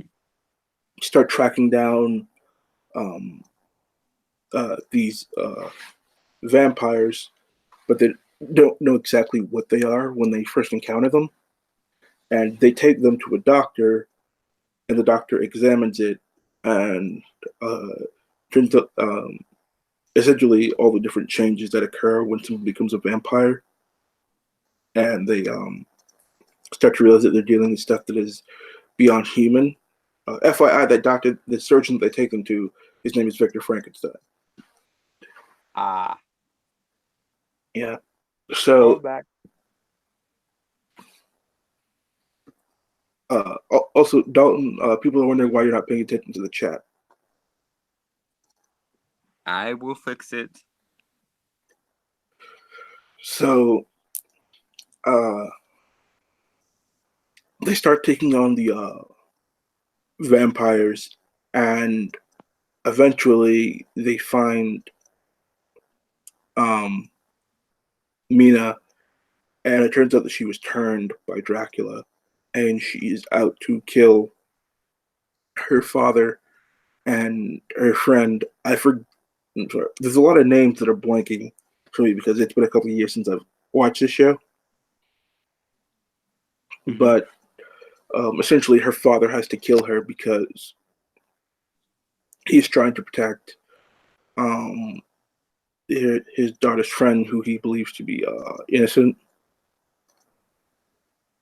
Mhm. So after the vampires fail, oh yeah, there's also one scene where they go to a fortune teller, and while the fortune teller is trying to read their fortunes, the other woman starts reading people in the room, and I think she kind of gets possessed.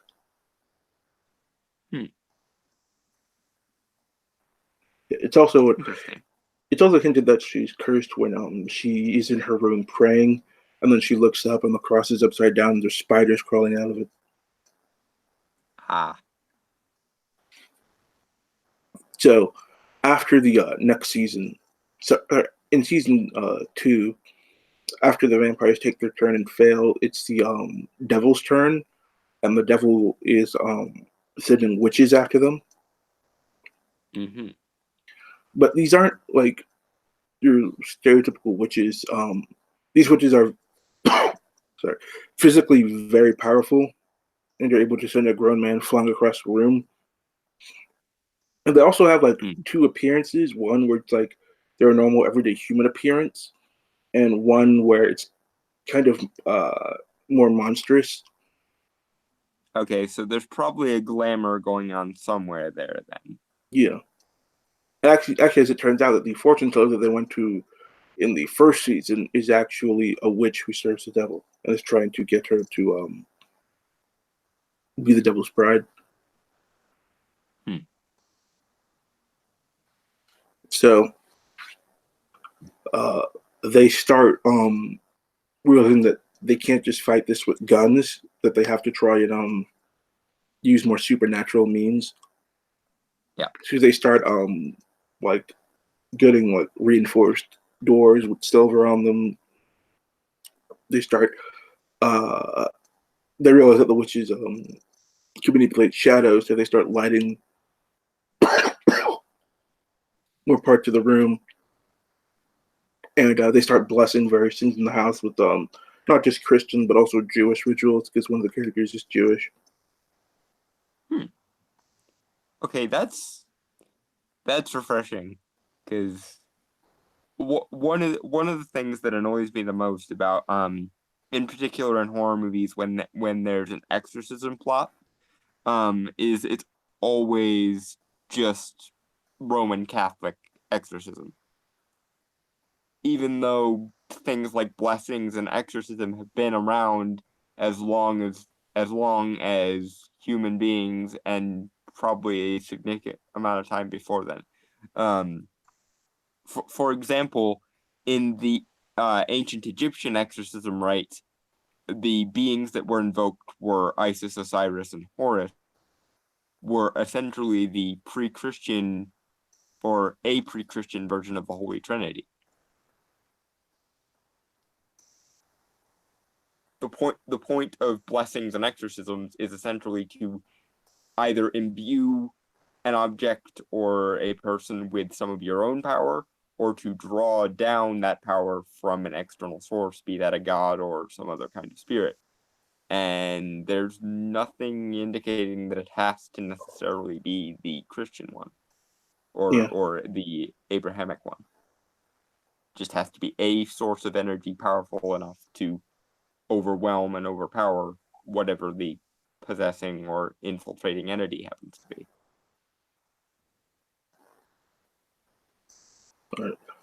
So they managed to track the witches down to their hideout, and I think the werewolf transforms. Everybody sees what he is, and he just starts tearing the witches apart. But he actually makes kind of like a deal with one of the witches and lets her go.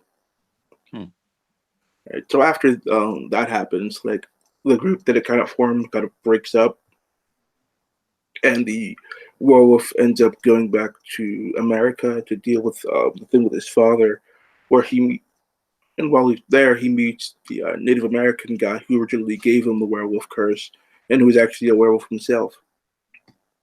Mm-hmm. So they go, and I think they end up killing his father because he hates his father. And eventually he ends up killing the witch when it turns out that she's manipulating him. And eventually um,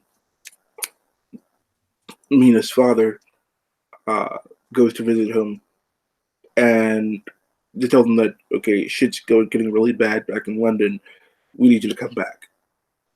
So they come back, and it turns out that while everybody else was busy with their own shit, Dracula had made his move again. This time, not through agents, but through himself in person, under the guise of a museum curator.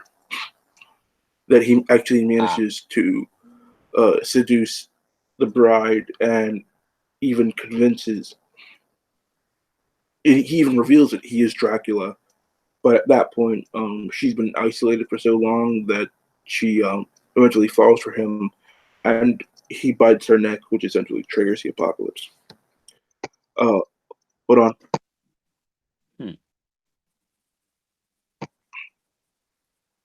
So the apocalypse happens, and London is covered in like this mystical fog, and vampires are on the loose everywhere. And really, the only ones that can stop them are the two werewolves. But you know, the main guy, he doesn't know that the other guy was the werewolf who turned them. So while they're in the London fog and they get attacked by vampires, they both transform, and they just start massacring vampires, because apparently in this universe, like, werewolves just have anti-vampire powers, I guess. But yeah, he gets really pissed off because he gave him this curse, and eventually he realizes that he is the only one that can stop the apocalypse, and the only way that he can do that is by killing the Bride of Dracula. I don't even know if they kill Dracula himself, but they do kill the bride, who is essentially the trigger for the apocalypse, and that it causes it to end. And that's pretty much where the series ends.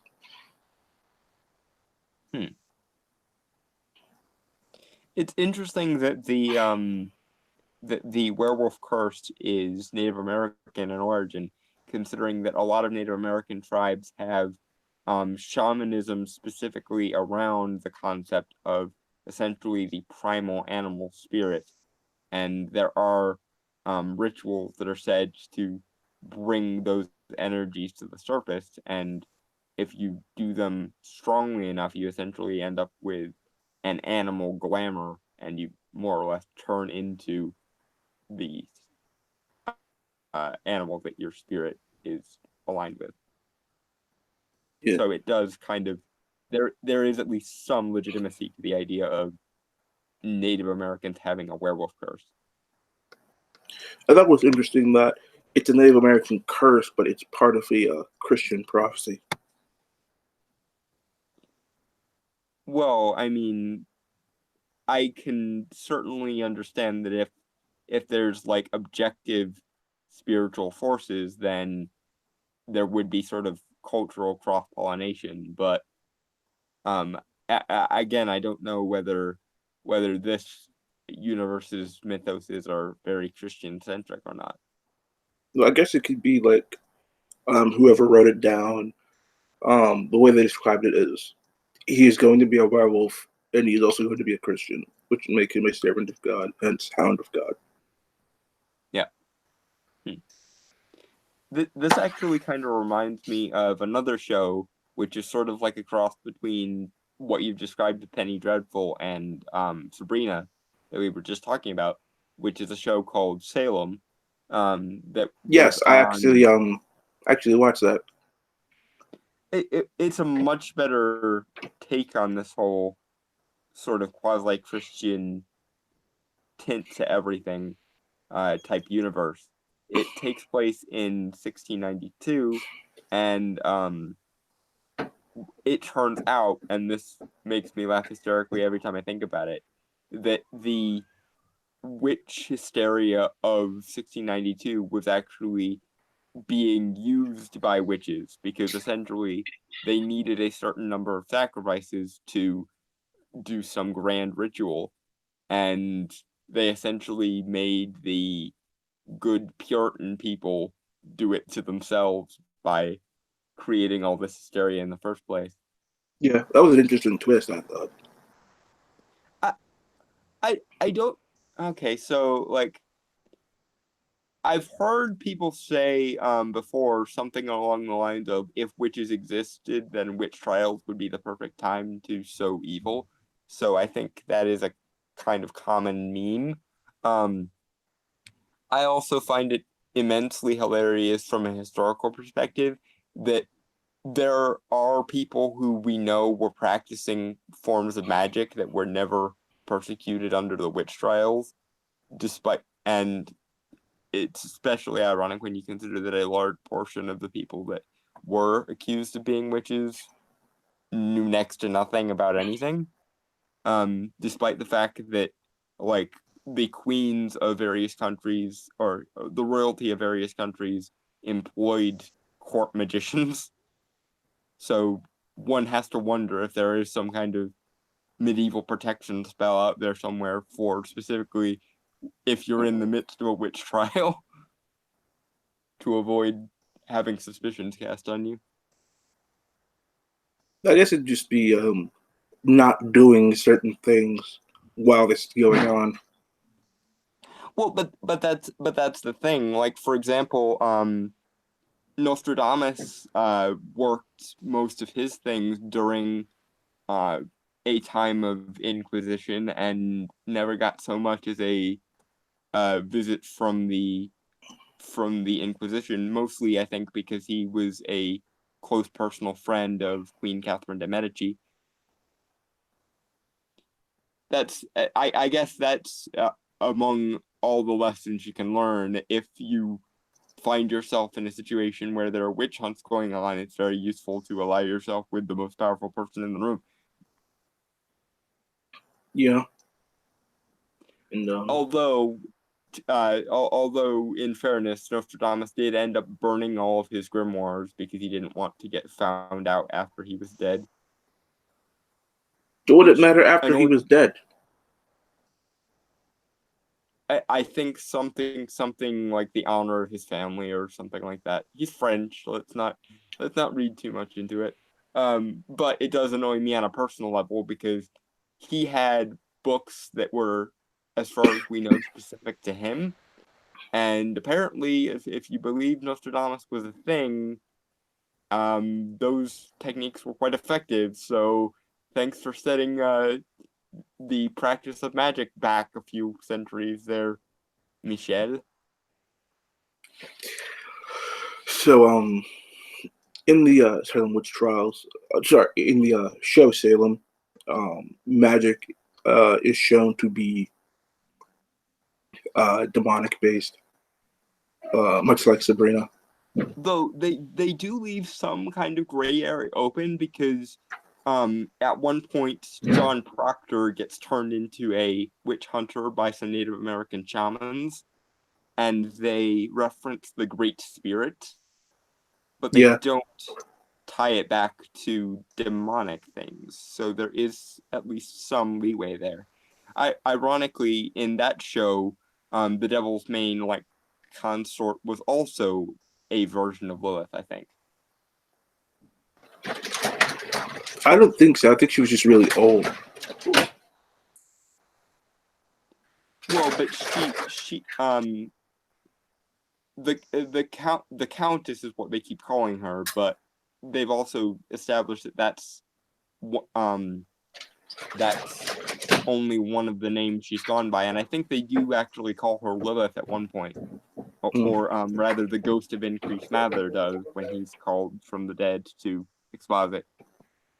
Yeah. I did Also, like all the little historical touches as well. That was nice. he was interesting.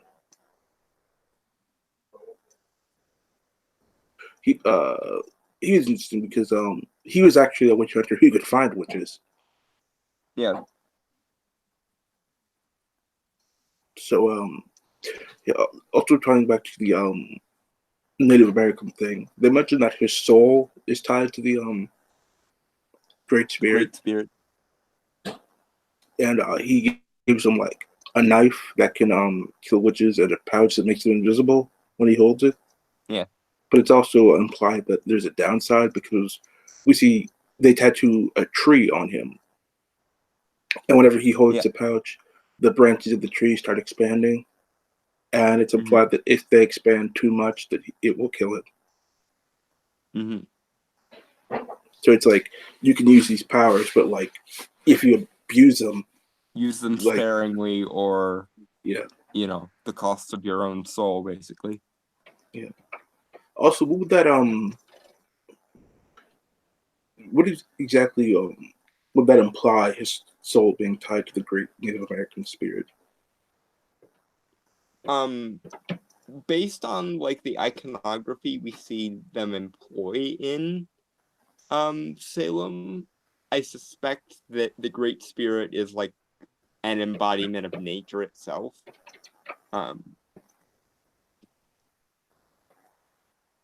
Which in and of itself is kind of interesting, because you could, if you wanted to be extremely charitable, and say that the Abrahamic God and the Great Spirit are essentially the same thing. Well, in the actually in the manga Shaman King, they are the same thing.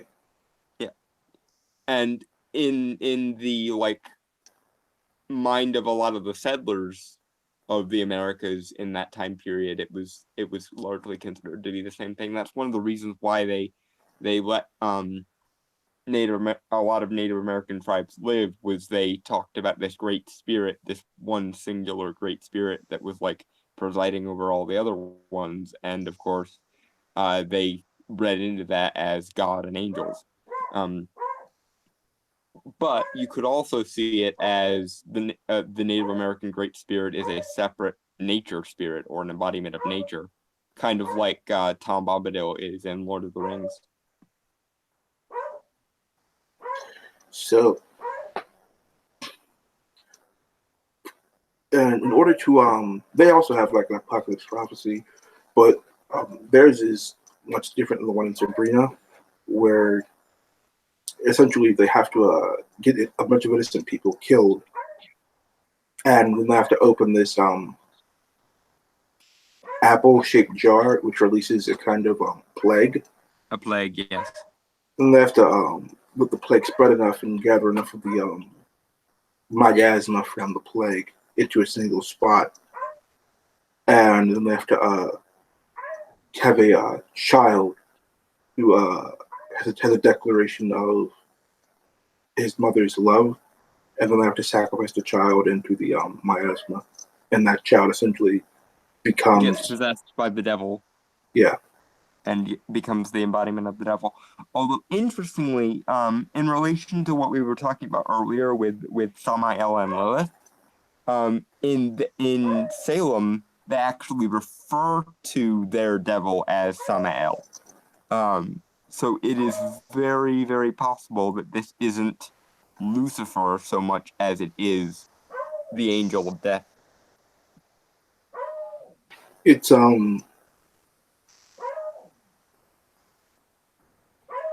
One thing that's shown in the show is that in order for them to become witches, they kind of have to like meet the devil in the woods and essentially get sexually assaulted by him. Yep. Is that like an actual thing? Okay, so in regards to the whole making a deal with the devil thing, in like the medieval conception, that was how they thought it worked, yes. Um, and in regards to making a deal with the devil, there are demons that you can summon. In particular, a demon named Lucifuge Rofocal, whose instructions for summoning are in a book called the Grand Grimoire, which is also referred to as Le Draco Rouge or the Red Dragon Grimoire. So there is there are certain rites that could charitably be referred to as making a deal with the devil, but it's largely unnecessary. It's mostly just if you want to do things the quick and nasty and it's essentially if you get so impatient and so lustful for power that you don't actually want to do things the proper way, then you can make this deal with this entity. And I believe the term of contract with Lucifuge Rolfocal is 10 years. You essentially summon him, you bind him with the name of like seven archangels, and you torture him until he concedes to give you what you want. And then after 10 years, your soul becomes his property or whatever, depending That's on the terms of. similar to a thing in the show Supernatural. In that show, you meet Yeah, a demon at a crossroads. You make a deal, and then you seal it with a kiss, and then 10 years later, they will send a hellhound to kill you and drag yeah. your soul to hell. I'm fairly certain they took the 10-year thing from the Grand Grimoire, but in terms of the Crossroads deal, it's interesting um because that actually comes from hoodoo, which while it has certain influences that are Christian in nature because of how voodoo and hoodoo came about as kind of a hodgepodge of different spiritual traditions, the idea of making a deal with an entity at a crossroads goes back as far as ancient Greece. There was essentially a thought that there was a spirit of the land that you would make a bargain with.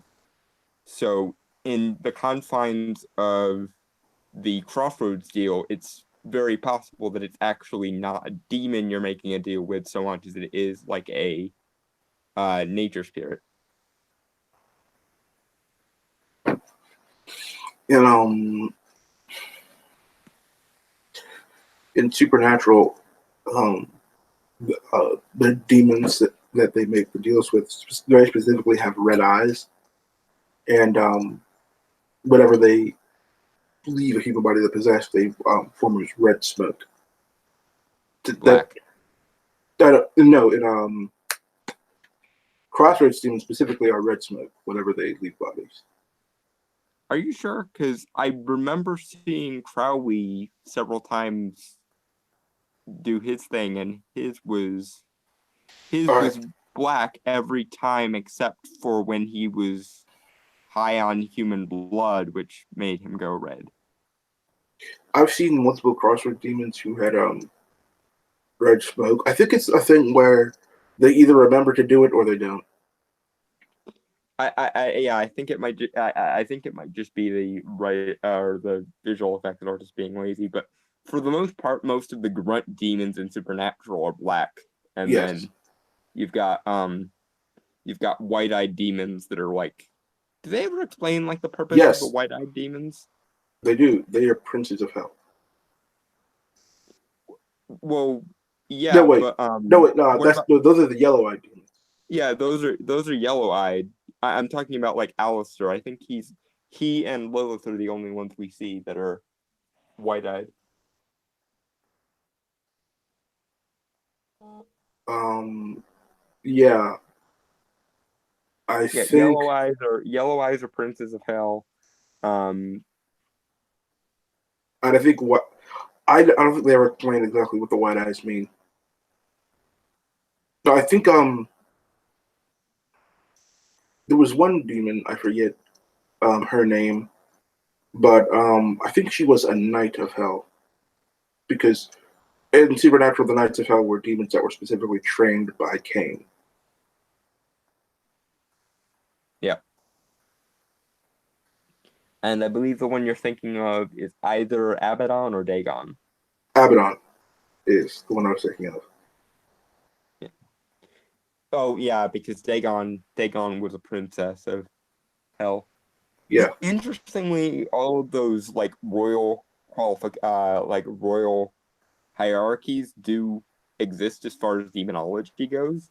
Particularly in the confines of the Key of Solomon, there are said to be 72 demons that are linked with it, and each of them is one of the demonic higher ups.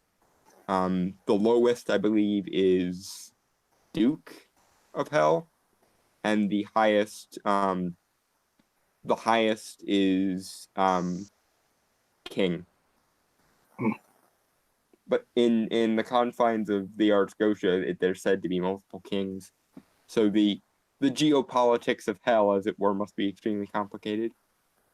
actually, in Supernatural, after Lucifer gets put back into The cage. yes, um, that it's shown that before Crowley actually becomes king, they actually go to one of the princes of hell to offer him the throne, and it's just like, yeah, I'll be honest, me and my brothers and sisters, we honestly don't give a shit. We're doing our own thing. We have our own hobbies. Just leave us alone. Fuck It's, off, it's leave me like, alone. I'm doing my thing. yeah, it's just, Yeah. he simply says, yeah, as long as you don't bring your bullshit to my doorstep, we'll leave you alone and let you rule hell. We don't care. Eventually, the bullshit eventually does land on his doorstep, but he goes to try and kill everybody. And But well, yeah. You really shouldn't screw with the princes of hell, apparently.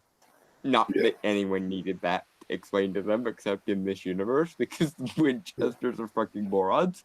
But uh, it's actually shown that uh, Cain, whenever he got the mark, it actually corrupted him to the point where it turned him into a demon.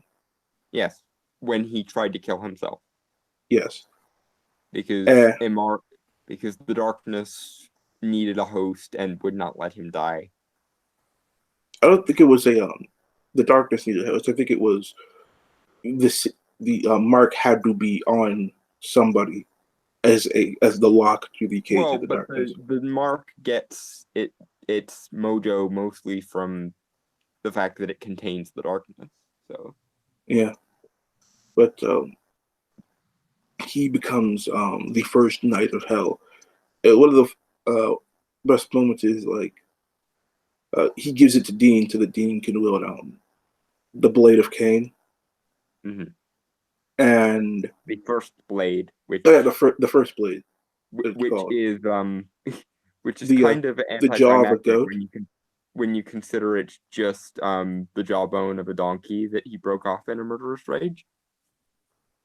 To be fair, what do you think of something that Cain used to kill his brother with? That considering No, the where it would have happened, it it's fits fairly given the whole prehistoric human thing, but I'm just saying something as ominous named as the first blade, and then you get to it and it's just the jawbone of a donkey that he broke off in a murderous rage, is a little bit anticlimactic.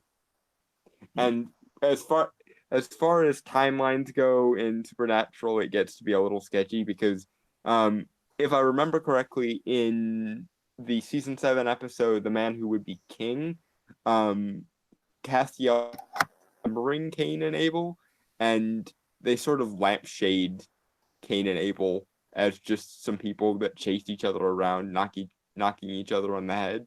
And then, of course, later on, we find out that there is actual mythos around them. So yeah. the timeline of Supernatural is a bit sketchy. So one of my favorite scenes is when Cain, after Cain gives Dean the mark, because they found him, a bunch of demons start showing up, and Yes. so Cain just kicks him out of his house. And he starts rolling up his sleeves, and then Dean says, "Now he's trapped in there with them." And then Castiel corrects him, was like, "No, they're trapped in there with him." It was Crowley, not Cass. Oh yeah, it was Crowley who said that, but And and then you I, just see flashes of light coming from the house. I love the scene right before that when Cain rolls up his sleeve and shows them the mark in the first place, Yeah, and Crowley, King of Hell, formerly King of all Crossroads demons, and just a general demonic asshole, starts crossing himself. it's like he's seeing like a holy object. It's just like, nope, not even gonna miss with this. Fuck you. There are things that even the devil is afraid of, apparently. Considering who it was attached to, yeah. Well, yeah, but also I think he knows that the mark is actually where most of Cain's power comes from. I mean, even when Cain gave the mark to Dean, he was still really powerful. Yeah, probably just from keeping it all of those centuries. And of course, Lucifer himself saw to the creation of the knights, so like I would imagine he's significantly stronger than your average run-of-the-mill grunt demon anyway. So, angels in this world are I actually do like who they portray angels as needing a human host, but they have to be invited in, Mm-hmm. and that you can't just make more angels. Only God Yeah, can do that, and because of the wars that's been going on, there's like very, very, very few of them left. yeah, they do a good job with angels. A lot of the Enochian sigils they use in things are actually drawn from medieval texts. In particular, the works of Elizabeth's court magician, Dr. John Dee, who was like unreasonably obsessed with angels and created an entire system, which is where the term Enochian comes from, based on a Jewish text called the Book of Raziel.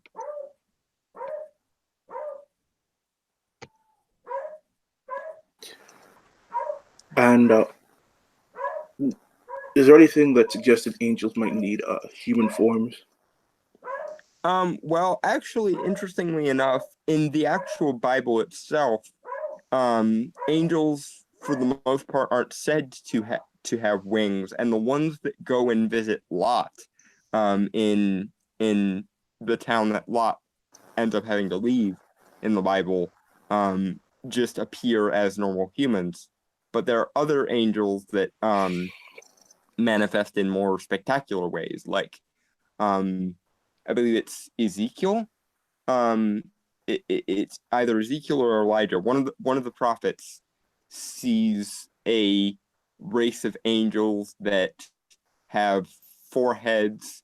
One that is the head of a man, one that's the head of an ox, one that's the head of an eagle, and the other that's the head of a lion.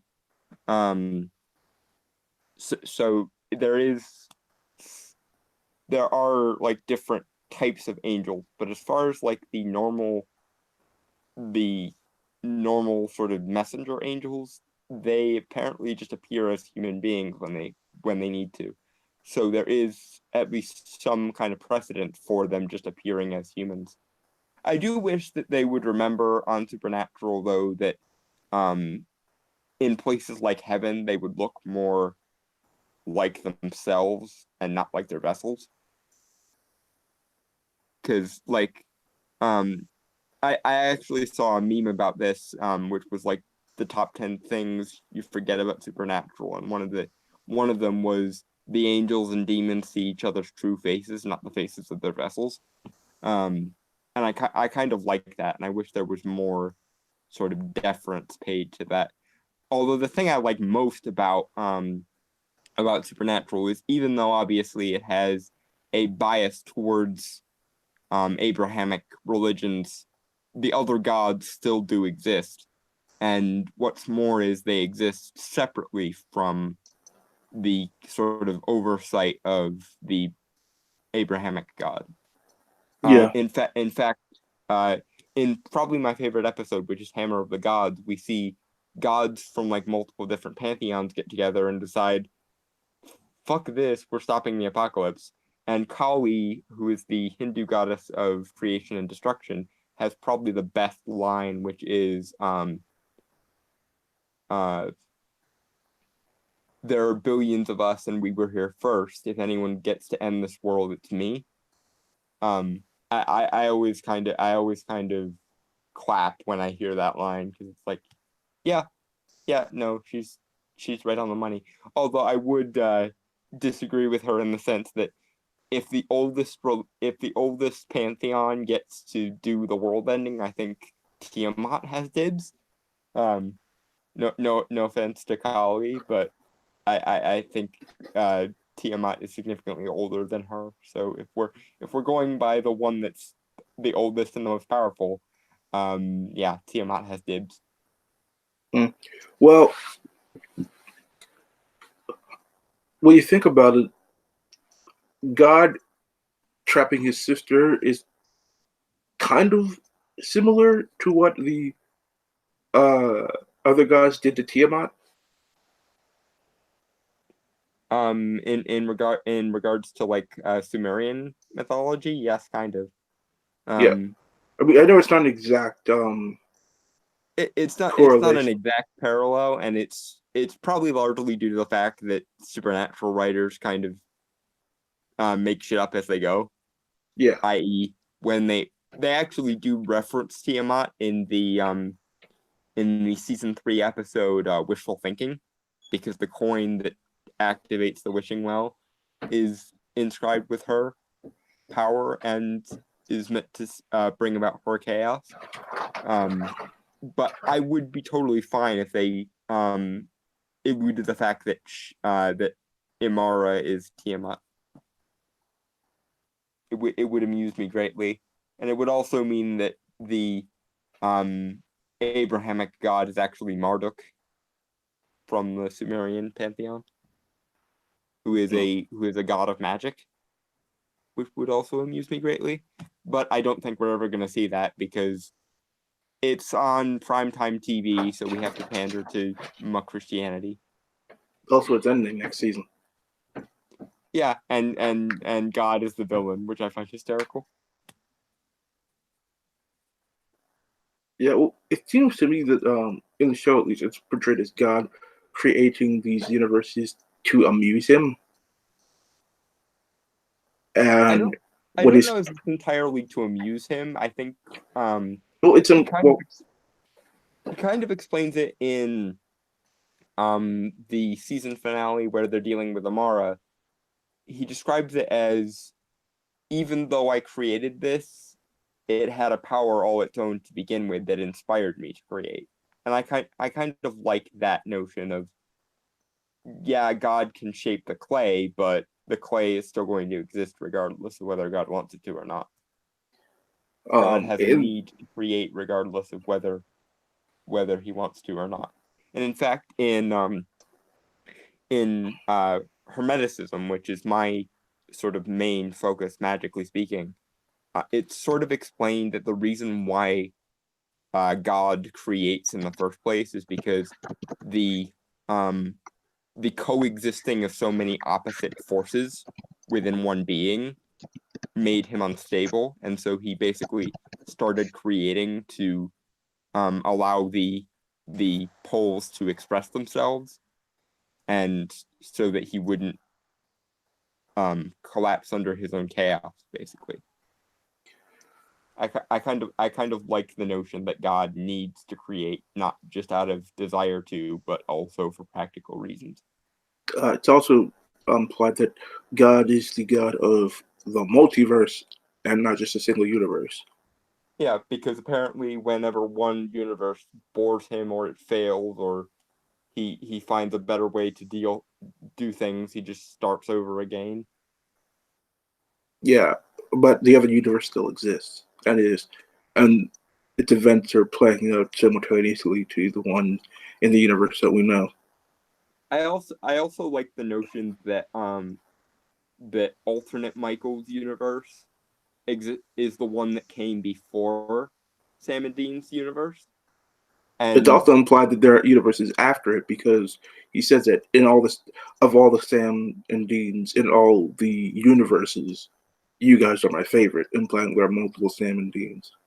yeah, but the thing I like about it is um in the universe that the alternate Michael hails from, it's implied that the apocalypse actually happened and everything basically went down exactly as it was supposed to, and everything went horribly. So I kind of just imagine God being like, okay, dry run, we're going to do it exactly the way I want to do it. Oh no, the way I wanted to do it was horrible. Restart.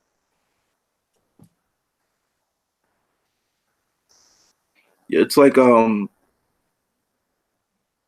kind of like the magician's time loop on like a much larger scale. Like something happens and then you alter something and you see how the events play out because of the thing that you altered. That reminds me, I hope that's how time loops in the context of the Marvel Cinematic Universe work, because I like the notion that Strange didn't just observe what happened in the uh 40 14,605, right? I believe that was the number. I like the notion of him actually having to live through all of those as opposed to just watching them.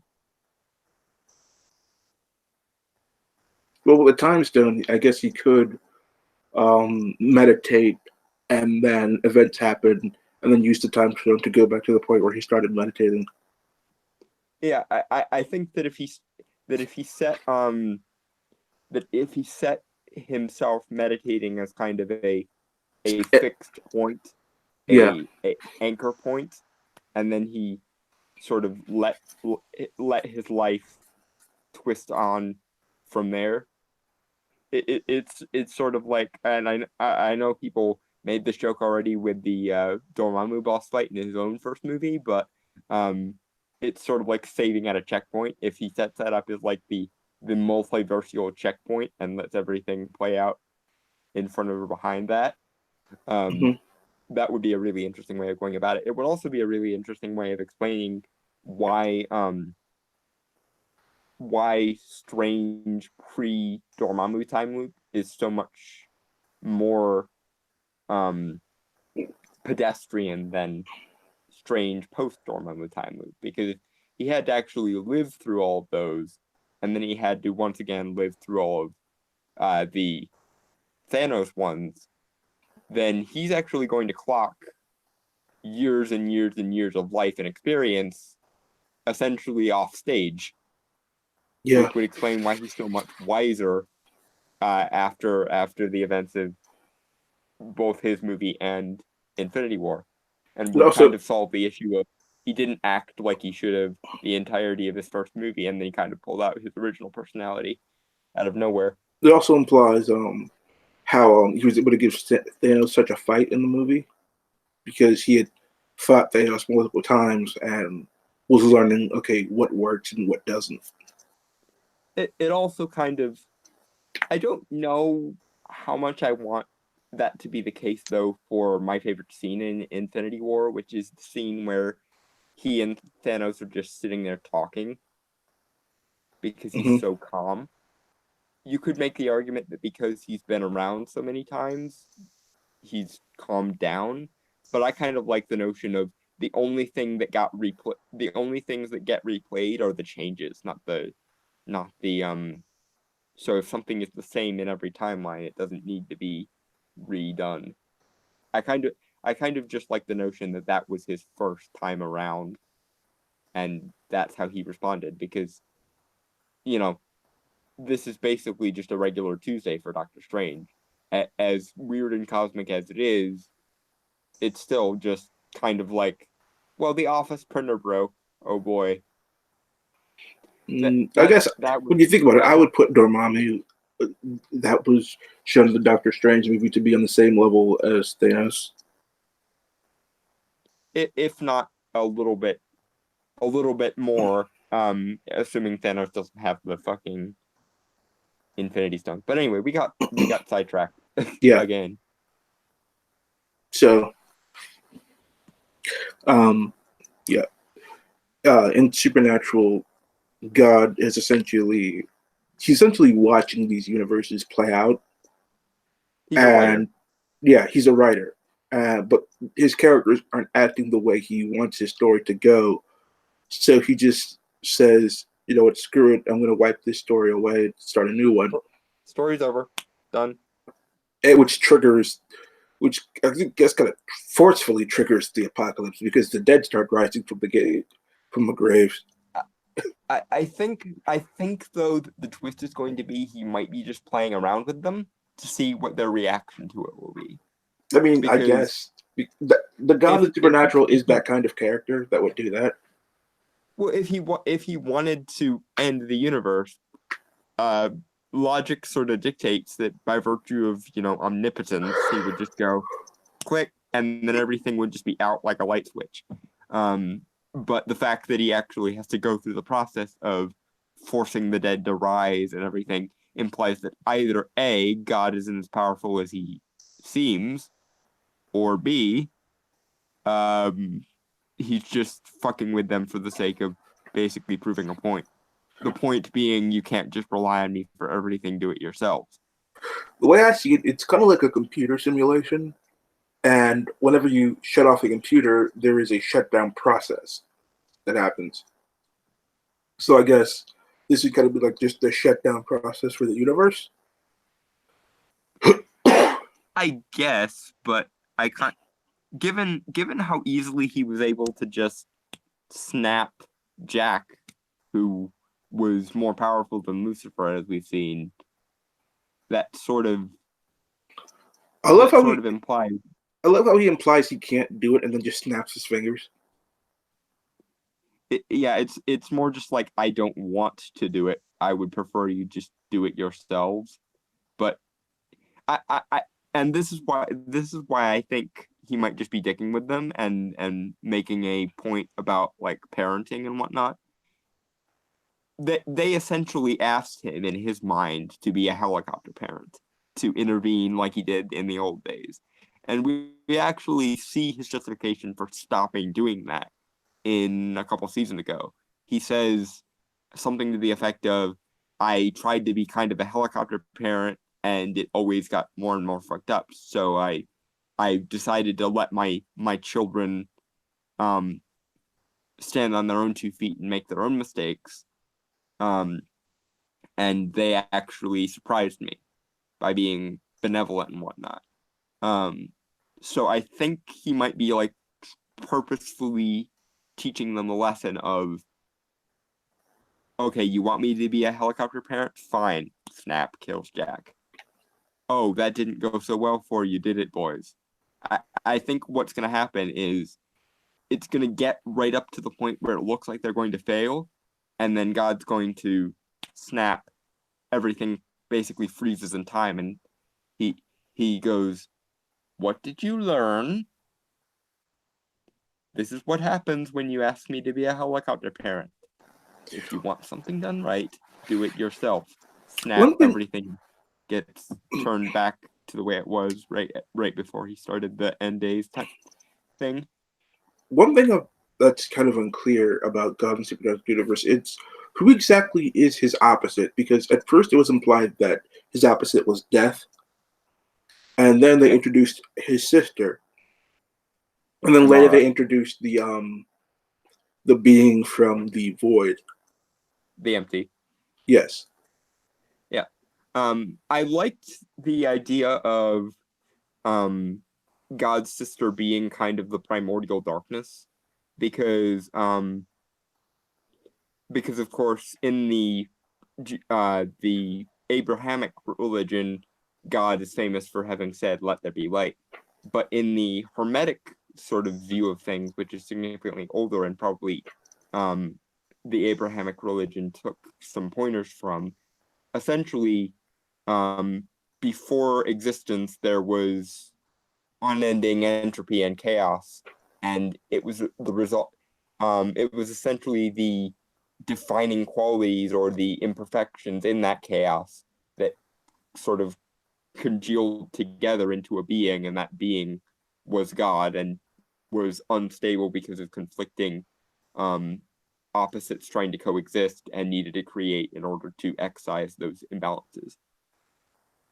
So I think that it was kind of nice to see them sort of take that route of before him there was her, i.e. the immortal chaotic darkness, and he sort of emerged from that. But the weird thing about that is, does that mean that Imara is also his mother as well as his sister?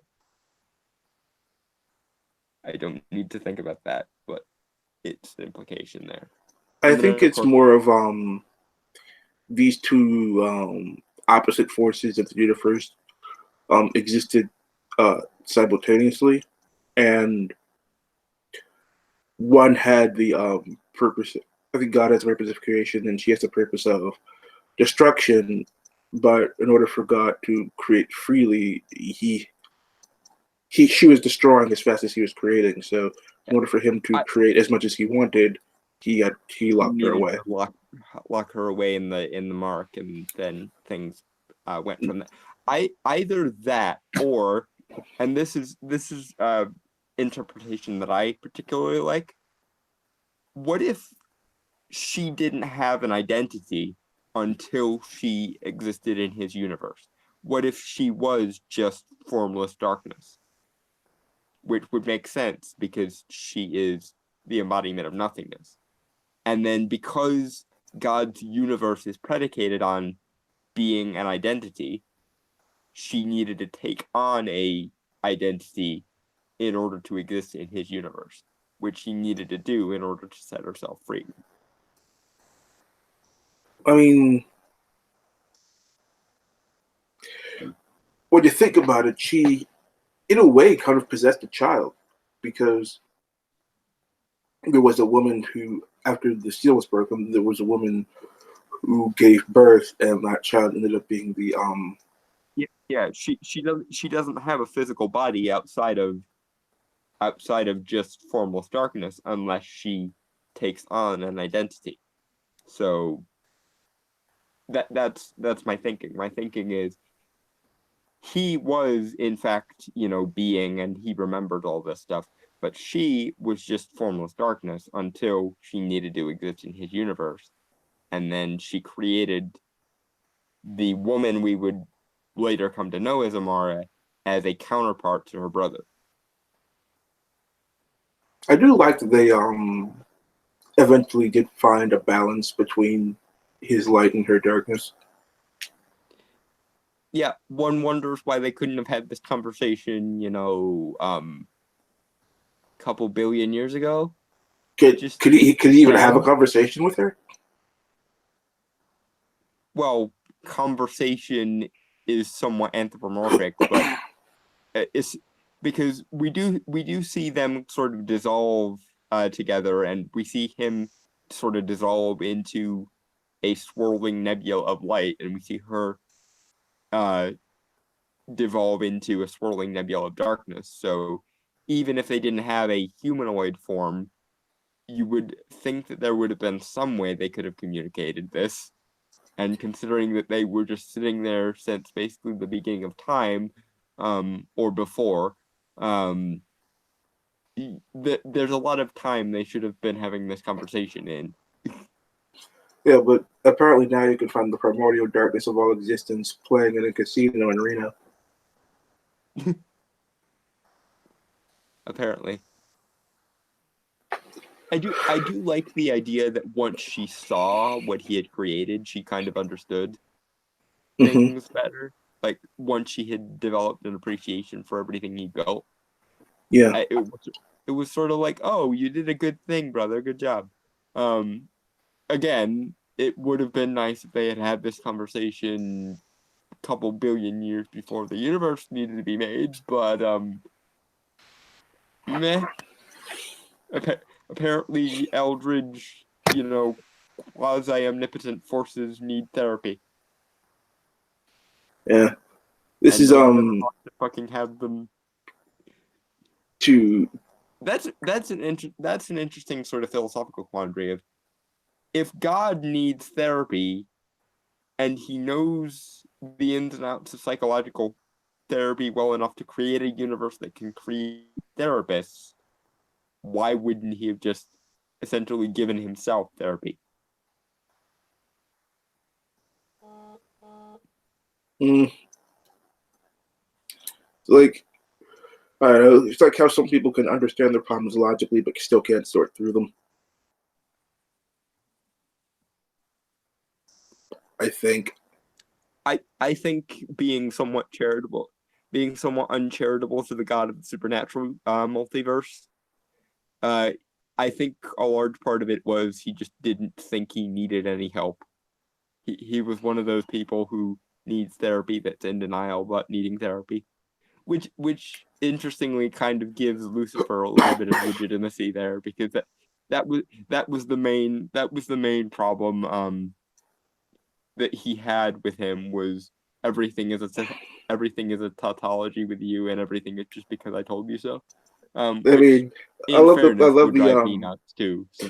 I love the line where Sam is trying to talk them through their issues, and then he tells God, "Maybe don't be so lordly," and then God replies with, "But I am the Lord."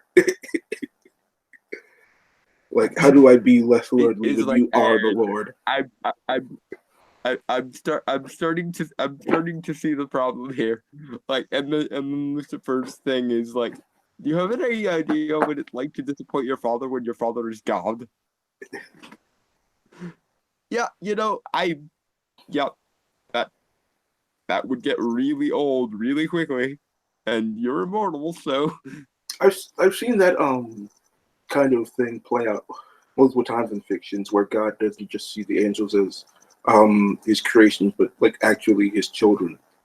Yeah, which makes sense, because if by rights you're the father of everything.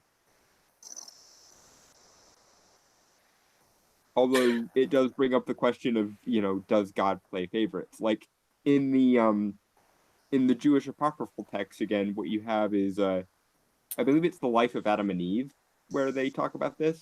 The main reason why Lucifer gets all uppity about humanity is because God essentially plays favorites and says humanity is my greatest creation and you will bow before them. And Lucifer's like, but I'm better than them in every conceivable way. Why are they your favorite? And then he pouts. And apparently the temper tantrums of an archangel take the form of dicking about with humanity for millions and millions of years. In the show Lucifer, they actually have a thing that says God broke the flaming sword into three pieces. One he gave to the angel of death to be his sword. One became the amulet of life on earth, and one in the last piece he gave to his favorite son. Everybody thought it was Lucifer, but it turns out to be Lucifer's older brother, Amenadiel. It was his necklace. So in that universe, it's very clear that God plays favorites. Yeah. I think as far as like the Abrahamic one is concerned, he does, and that's a large part of the problem. When It's you also when you create everything, you can't really start saying this thing I made is better than this thing I made. Otherwise, the other things you make are probably going to be quite pissed off with you. in the Angels in the Lucifer universe are being to literally embody the phrase "I think, therefore I am," because whenever they anything that happens to them is something that is due to their own psychology. Like when Lucifer lost his rebellion, was cast into hell, he thought that he had become a monster, and so he gained his devil face. When Amenadiel started scheming on Earth with humans, and he had sex with a demon, he subconsciously believed that he was unworthy, and thus he became fallen. Yeah. So I do like that aspect of you that you are Yeah, doing it they're to they're yourself. beings of essentially all energy, so the only thing that could affect them really is a change in that energy somehow, and that's Yeah. basically their thoughts. And when Lucifer started feeling better about himself, he got his angelic wings back. Yeah, I do find it annoying though that Lucifer, of course, being based on the DC Comics version and the series of the same name, ignores probably my favorite part of the Lucifer mythos, which is when Lucifer gets really depressed and quits hell, the being that he has cut off his wings and take the key of hell is Dream of the Endless. And in the Lucifer show, they just upgrade Maze and have her do it. And I know I'm predictable in this way, but it would have been really awesome to see a live action version of Dream. Do you think that do you think there's any point where they will introduce the endless? I hope so, but I doubt it. What do you think of them including in the second season the fact that God had a wife? Um, Interestingly, I don't think that's as far-fetched as you would think, because in the book, I believe it's Genesis, after the floods of Noah and things, God specifically says, "I have made a covenant with the earth," and in the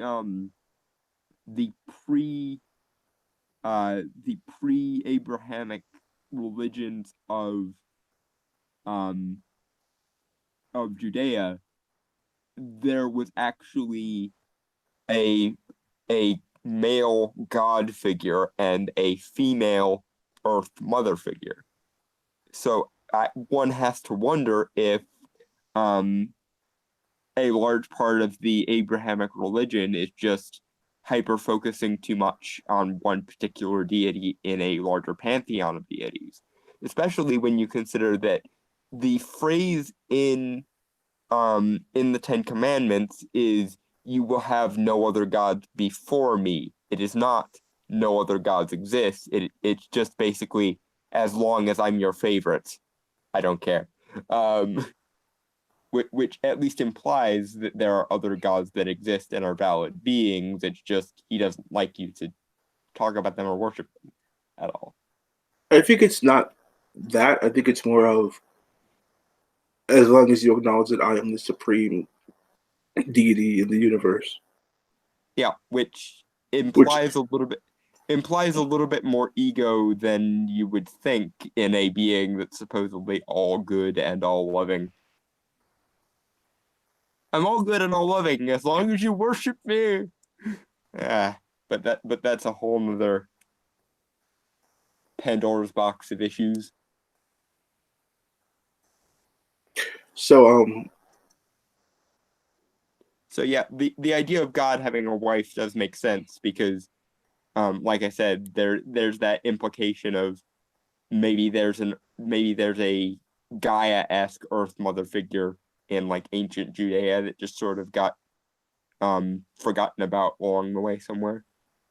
yeah, because in the show they she essentially tried to destroy the earth because God was paying more attention to it than her. And so as a result, he had Lucifer lock her in hell. Hmm. I like Lucifer basically having to play matchmaker for God and his mother. It wasn't actually God, it was a guy who had the amulet and who essentially had the persona of God. Hmm. And then Oh, Lucifer, did they? Hmm. what'd you say?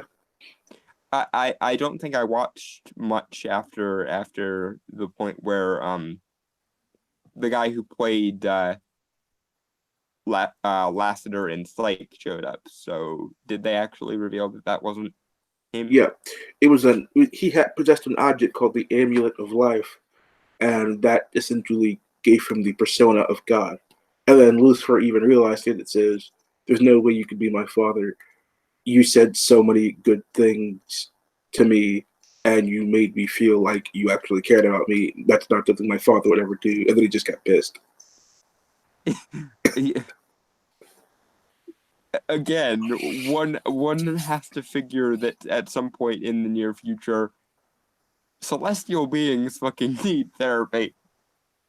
I mean, they have him. He's literally going to therapy in the show. So, well, yeah. I mean, good.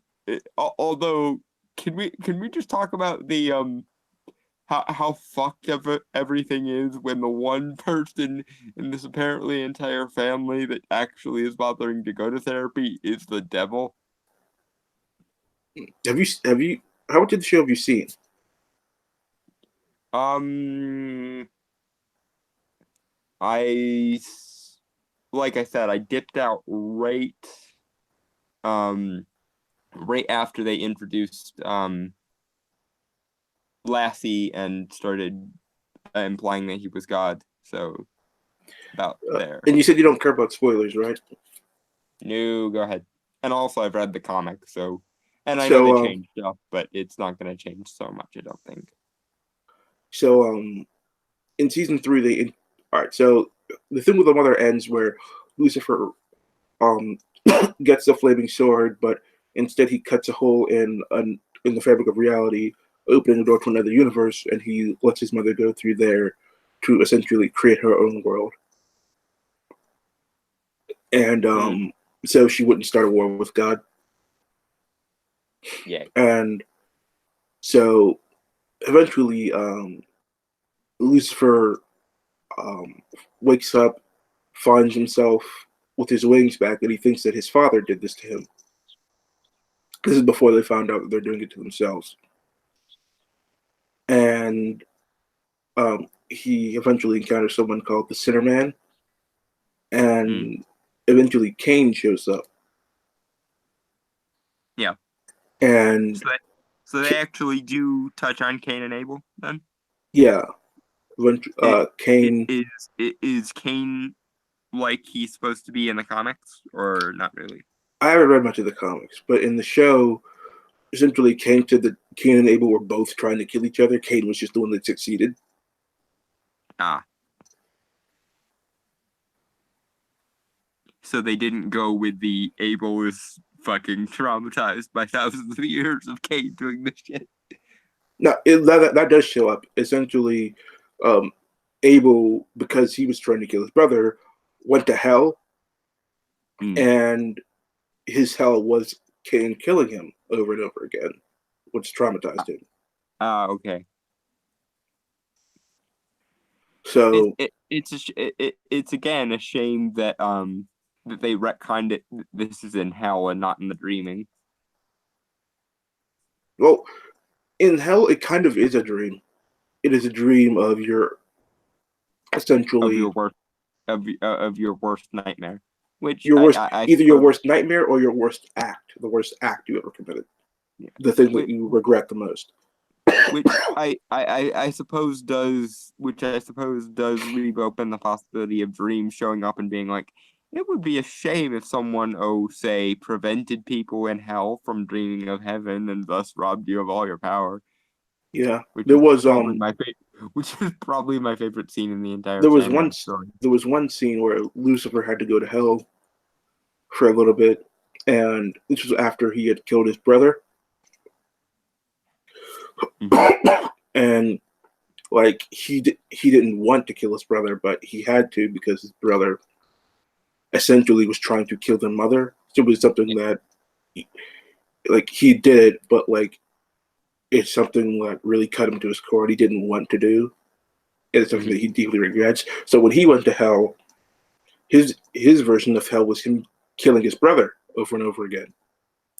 The thing that he most regrets. Yeah. So they figure out that Cain wants to die because he's been on Earth too long. And they think that because Chloe can make Lucifer vulnerable, if they can get her to fall in love with him, he'll be vulnerable too. So that eventually happens, and the mark gets removed. But it's revealed that the reason that the mark went away is because Cain did love her, and he was willing to lose this person that he loved in order to protect her from his curse, essentially. And so, because he feel that he had done something genuinely selfish for the sake of somebody else, his curse was removed. Dang. Which allowed, but eventually, because he was the sinner man and actually a criminal in charge of a criminal enterprise, he eventually turned on Lucifer and his brother. He actually shot the woman that their mother was possessing, because after their mother left, she came back to life, and because she came back to life, she remembers hell because she was not a good person before, and that kind of traumatized her into wanting to be a better person, and it succeeded because after he shot her, her soul left her body, and Amenadiel, who was comforting her in her last moments, he got his wings back, and he carried her up into heaven. Yay. So, because Cain was human again, Lucifer was able to kill him, and because he had shot someone who was trying to be a better person and had endangered the life of all of his friends, he back took, in hell. No, I mean Cain is back in hell, but Lucifer, because of all those things, Lucifer took pleasure in killing him, and because he did that, he started viewing himself as the devil again, which got his devil face back, just as Chloe had entered the room and she saw him with his devil face.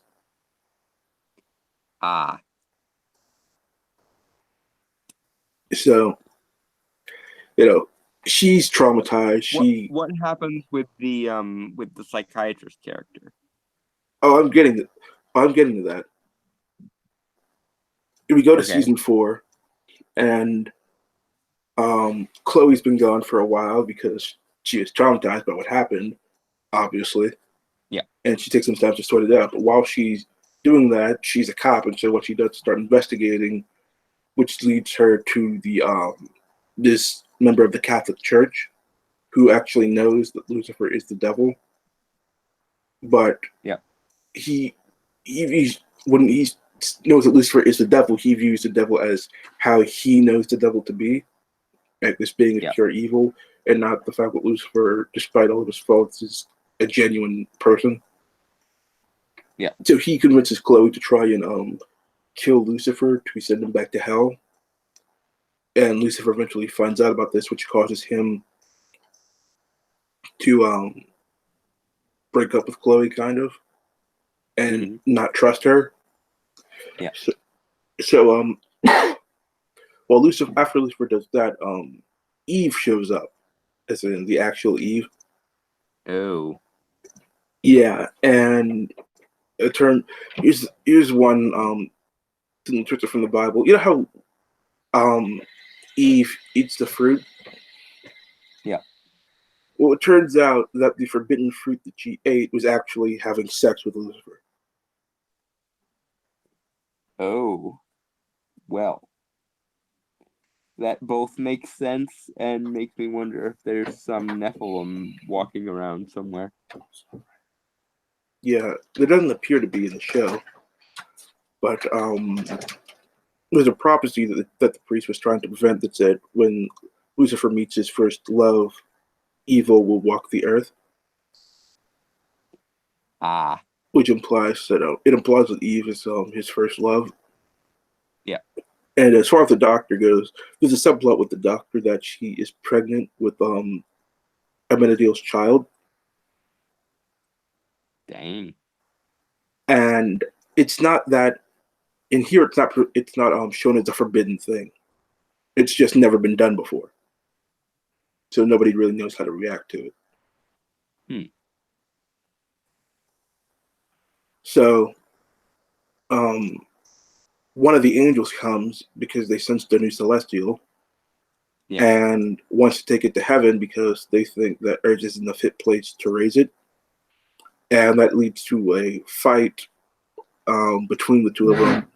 And Ebenadil ends up victorious, but he starts having his doubts after a kid that he was trying to help ends up being shot by this gangster that Hmm. he was trying to help them get away from. Yeah. So um, we'll get back to that part later. But Lucifer eventually tries to break up with Eve to prevent this prophecy from happening because he doesn't want the world to end. So Right. he breaks up with her, and Eve turns into like this psycho ex who is doing literally everything in her power to get him back. Um, and she kidnaps the So it priest. was one of those self-fulfilling prophecies of Yeah, you often meet your destiny on the road you take to avoid it kind of things. yeah, and she kidnaps the priest and kills him to get a message to the demons of hell because the priest did a lot of terrible things in pursuit of trying to stop Lucifer. The greater good. Yeah, so he goes to Yeah. hell, and as a result, the demons are aware that they think that Lucifer needs their help, so they possessed dead bodies to come to Earth, a practice that Lucifer had previously Yep. forbidden. Yeah, I think I've seen clips of this part. And then he and then Lucifer gets all bitchy about the fact that they're possessing people. Yeah, and he And essentially tells them that, "Look, I'm fine. I don't need your help. Go away." And then they ask, "Okay, when are you coming back?" And he says, "I'm not coming back." So they say, "All right, if you're not going to come back, we need to find somebody else." And he says, "Whenever you do it," but they can't because God set it up so that only an angel. only an angel can rule hell. Yeah. So they think, well, there is a new half angel that we can use, and we can raise him to be whatever we want him to be. So they Oh. kidnap Amenadiel's child, which, as you can imagine, pisses off them and all of their friends. So Amenadiel, Lucifer, and Maze, they all get together and try to and team up to take these guys down. And Eve shows up, not realizing what she's done. And when they find out that they kidnapped the baby, she's very sorry for what she's done, and that her obsession with him kind of led to this. And the thing is, they weren't the demons. They started summoning other demons, so it's just like 40 demons against these three people. And they start kicking ass, and Lucifer kills the main demon and gets his nephew back. But yeah, there's one part that I didn't explain. During part of the season, Lucifer comes to the realization that he hates himself, and that realizing that is actually his first step to fixing it and overcoming it. But because he realizes that, he starts to become more devilish, not just his face, but his body and his wings too. Mm-hmm. And eventually gets to the point where he cannot control it anymore, and his powers are starting to run out of control. So, he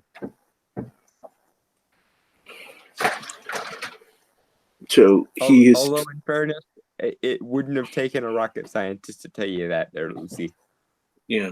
So eventually, he has a conversation with Chloe after he is full on devil from head to toe, and he says that, yeah, I hate myself, but I want to try and find a way to forgive myself. And at that point, all this devil stuff just starts receding, and he starts going back to normal. And okay, that's what I understand. So back to the main plot at the end, where he gets his nephew back and he hands him to Menadil, and then he turns to all the demons and he goes full on devil again, but this time it's like at his own free will, Mm-hmm. and he essentially pulls the "I am the devil and you will kneel to me" card, and they all start kneeling with him. Uh-huh. And then he says, he orders all of them to return to hell. And then he says goodbye to everyone because he realizes that unless he goes back and keeps them in line, they are going to try again. So he says goodbye to everybody. Because ironically, demons in this universe are basically like sick puppies who just want daddy's attention. Yeah. So he says goodbye to Chloe and says that I don't want to go, but for the good of everyone, everybody that I care about in the world, I have to do this. And right as he's about to leave, he gets his angel wings back. And then you see him sitting on his throne in hell. And that's the end of the season. Is there going to be another season, or is I that mean, pretty much the... It's on Netflix, so I hope there's another season. There better be, because that was an amazing ending. Well, but on the other hand, though, if you had to end if it, it that had would to be a end good. anywhere, I'd rather it end there. I think they wrote it like that to where, yeah, they can pick it up later, but if they don't get another season, that is the finale. That's honestly a fairly satisfying finale for me. I'm not sure if I need more than that. Then again, if they find another way to make it satisfying again, then fine, but certainly better than Legends Tomorrow has been doing. Because, for fuck's sake, hell isn't inner city. Yeah, I saw that. And souls are currency. Yeah. And it makes me rage. And Ray's punishment for selling a soul is playing Jenga with Vandal Savage. But then again, it's Ray, so I bet even the higher ups in hell is like, we can't do this, can we? We'll just stick him in a room with Vandal Savage. They'll call that a punishment. So I have mixed feelings about how they turned the. Go ahead. If Lucifer gets to season 5, I would like them to introduce the Endless as all right. One of the Endless is causing a problem, and the only person we know who has ever had actual dealings with the Endless has been Lucifer for whatever reason. So they need to go to get him back. I think that would be a very interesting season. You know what they could do? They could basically crib stuff from the Sandman and say that things start going wrong, and the reason why, or the reason why no one's noticed is because Dream has been bound all this time, and Lucifer has to basically free Dream. That would be interesting. It could be interesting if they turn Lucy into. They give Lucy the power of Wesley Dodds. Chloe the power of Wesley Dodds. That would be okay. That would be funny. That would be extremely funny. I would also accept introducing the fairies at some point. Would you like them to introduce magic more, not just celestial beings? Yes, and I would actually like to see a crossover with Matt Ryan's John Constantine, but that might be a little bit too fan servicey. But I think a character they could introduce is Tim Hunter. I don't know. What do you think of them introducing Tim Hunter? I don't think that. Okay, Tim Hunter could work if they do the Trenchcoat Brigade, but they would have to actually do the Trenchcoat Brigade, and that would be an excuse to bring in. I don't know if I could get Matt Ryan for Constantine because he's on a different show. I mean, yeah, but he seems to enjoy playing Constantine. But when has that ever stopped Matt Ryan from playing Constantine before? I mean, he's played in I guess they could do it. I mean, I guess they could do it if they just separate animated universes. I mean, I guess you could do it as this is what in any universe this is what John Constantine looks like, and not have it connected to the Arrowverse. Well, I mean, it wouldn't be super hard to do that, and it would give an excuse for Matt Ryan to basically go on playing John Constantine until he croaks, which Yeah. certainly wouldn't get any complaints out of me So or anyone else for that matter. I don't think, except for maybe Keanu Reeves. they could just That was say the we thing want that to made introduce John Constantine, and then just coincidentally have Matt Ryan play it. all the time, forever. What if they What if they introduced the Phantom Stranger to the That universe? would also be a. Although I think if you introduce the Phantom Stranger, you'd also eventually have to introduce the Spectre. Yes, that was who I yes, also was going to mention. Yeah, which yes, please. I would like to see a version of the Spectre. How would you imagine this version of Lucifer would deal with God's vengeance? If they do the Spectre, you know they're not going to go too comic book with it, unfortunately, as much as I would want them to. I think they'd go all kind of. I think the Spectre would be extremely self-serious, and then Lucifer would just start taking the piss. Yes. I mean, they're not going to do the white skin and the green cloak as much as I would want them to. I don't know. They could get away with it. I mean, they've gotten away with angel and devil wings before, so why not green cloak and white skin? Will the devil also need to take possession of a recently dead person? Would the devil also need to take possession of a recently dead person? Possibly. I honestly think what you should do is you should do a callback to the NBC Constantine series and just have the guy that played Jim Corrigan in that come back and die and then be the Spectre. Or you could just have him be the Spectre and say, I just have him be the spirit of God's vengeance. Yeah. Or you could just be like, here's the Spectre. I would have introduced the Spectre and then have the real villain for the season be Eclipso. That might be interesting.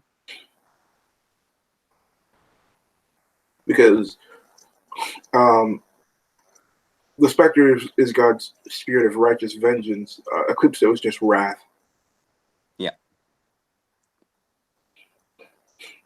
And then you could have, and that would actually be a pretty good way of having Lucy deal with his fucking issues.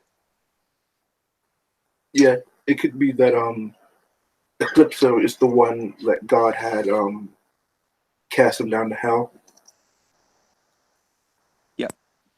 I don't know if that's part of the continuity, but not as far as the comics are concerned, I don't think, but it would be an interesting twist.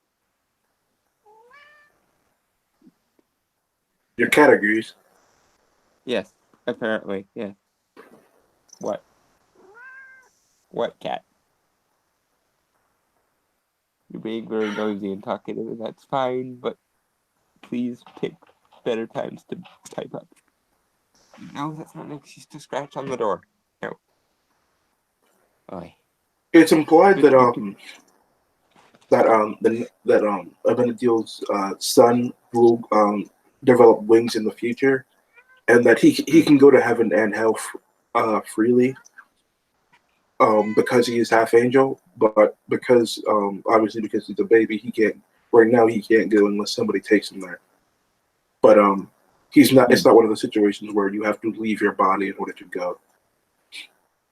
Oh. Well, no, not for him, I would imagine, because he's a Nephilim.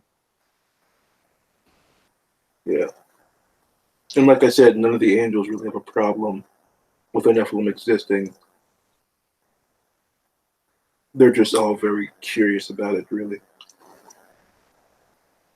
which is kind of a missed opportunity, because it would be interesting to have them tie in some of the lore of the Nephilim, because according to some of the expanded Jewish texts, the reason why the flood had to happen in the first place was not because humanity was sinful or whatever. It was because a choir of angels called the Watchers basically were told to watch over human beings, but then they decided to fall in love with human women, and they conceived Nephilim. And this was apparently such a travesty that the world needed to be flooded so as to cleanse the world of all the Nephilim. So, is that the ultimate reason why God did the flood? Yeah, I think it actually alludes to it in the book of Genesis as well, but it's not really mentioned all that much. It's just like one verse. So, what other beings could they introduce? Let's see, who else could they? They could do the Lords of Order and Chaos eventually. They could, but how would they do them? I mean, I hope they wouldn't do them like how DC rebooted them. Fucking Hyperborean Age ghosts.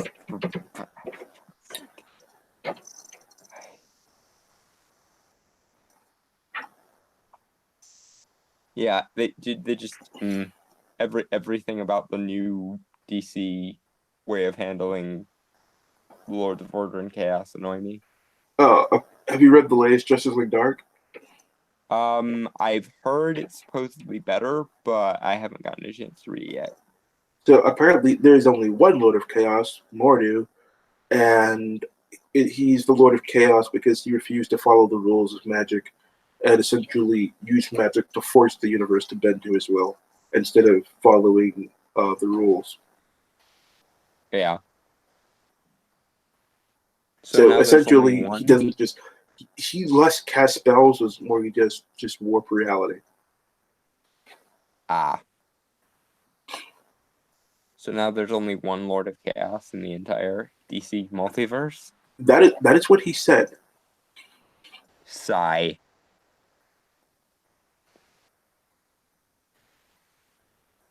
Also, apparently, there's another Lord of Order who trapped himself from like this cloak that's possessing somebody.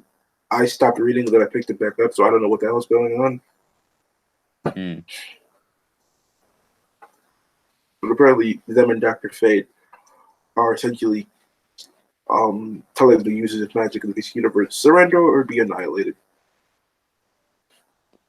So, Dr. Fate, principal agent of the Lords of Order, is killing magic. It's like the Day of Vengeance, but more stupid. There are no words for how much rage I would eviscerate the universe with right now if I were allowed to express it. So I'm not going to express it because I don't know if I will ever come back from this. This is my Gohan at the end of the Cell arc moment from DBV. I don't know if I'll come That's back pretty from angry. this. Yeah. Either So that or this is my Tenshin Han Keikohoing Cell into a crater moment. I can't decide.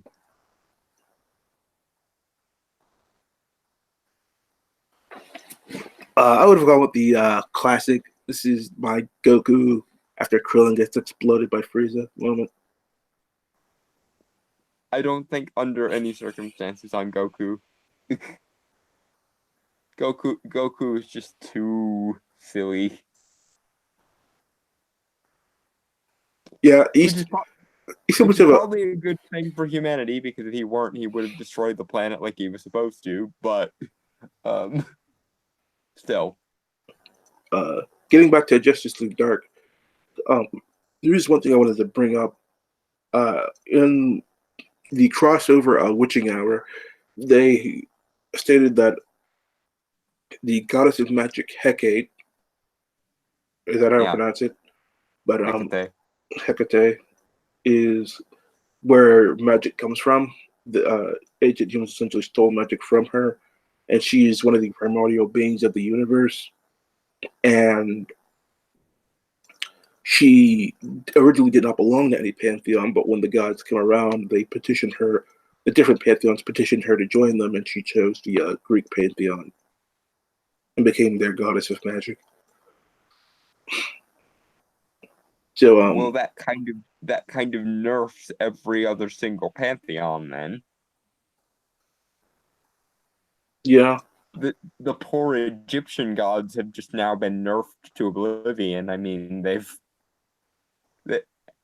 Nabu is technically the name of a Sumeric, or rather Babylonian god of wisdom, so the connections between him and the Egyptian culture in the so DC universe is kind of confusing, but still, it can't be any worse than what Young Justice did to Naboo. they well, at, at least back then they were just following what the possession retcon implied. Now though, have they found a way to make it worse? Um, in Young Justice, Young Naboo was originally the son of Vandal Savage. Oh, for fuck's sake! Why is my favorite character constantly being dumped on? And at least you got a decent Doctor Strange movie. I still haven't gotten a decent Green Lantern movie. Well, I mean, if you edit out every instance of Hal Jordan and replace it with Guy Gardner, you might have gotten a decent one. Still, I don't like the CGI suit. That I mean, it makes sense on a like in universe level, but yeah, it's kind of stupid. so. What do you think of Hecate being this primordial force, and especially her like distributing portions of her power to different women in the DC universe? I really hate the idea that magic comes from a being rather than just being a force in the universe, or a mechanism by which to manipulate several different forces in the universe. Mm-hmm. It makes it too much narrative based, and the way I always look at magic is, religion is to spirituality what um kind of investigative journalism is. Magic is more akin to spiritual engineering. In the same way that there are laws of physics, there are also laws of metaphysics or laws of magic.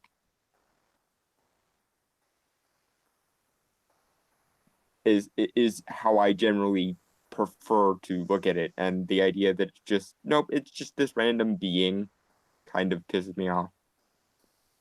Well, they did also introduce the upside down man, who essentially devours magic, and he ends up actually biting into Hecate and pulling her into his universe, where I'm assuming he's just going to eat her alive. Yeah, kill it with fire. Kill it with fire. Kill anything that can destroy a force of nature with fire, please. Because That is a very interesting antagonist that they created, though. I did like that part of it. okay, it's an interesting antagonist and everything, and that's fine. But I this is one of the things that annoys me about the way that magic is handled in a lot of different universes. I always hate the implication that you can just switch it on and off, because that doesn't work with any other force in the universe.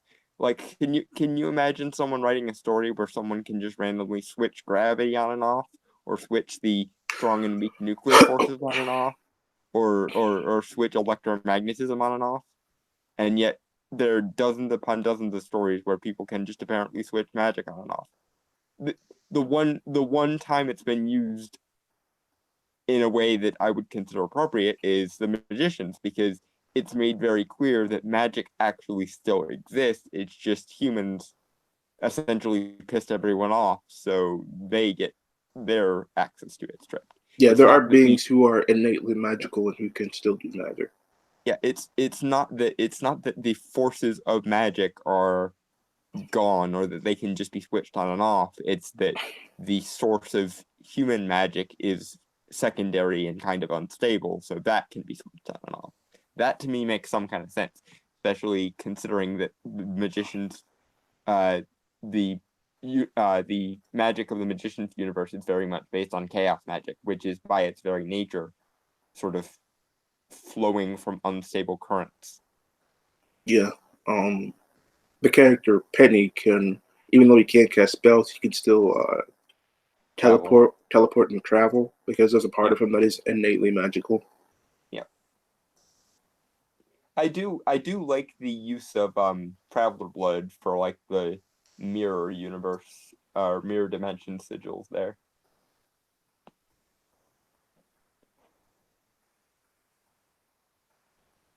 Though the actual logistics of the mirror realm as of season 4 are kind of confusing.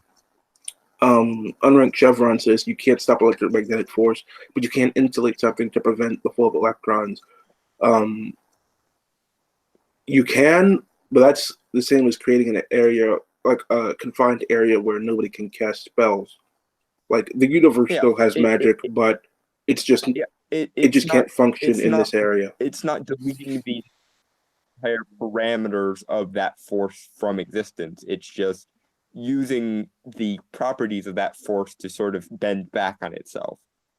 In the same way that just because you create a vacuum sealed room with no air in it does not mean someone has gone and deleted all the air out of the universe, or that the laws of like solid to liquid to gas no longer apply, which is essentially what the equivalent of what you would have to do. It would have to be like, all of a sudden, nope, all the laws that govern like how matter transfers from one state to another just spontaneously cease existing. That would be the equivalent of deleting something like all magic from a given universe.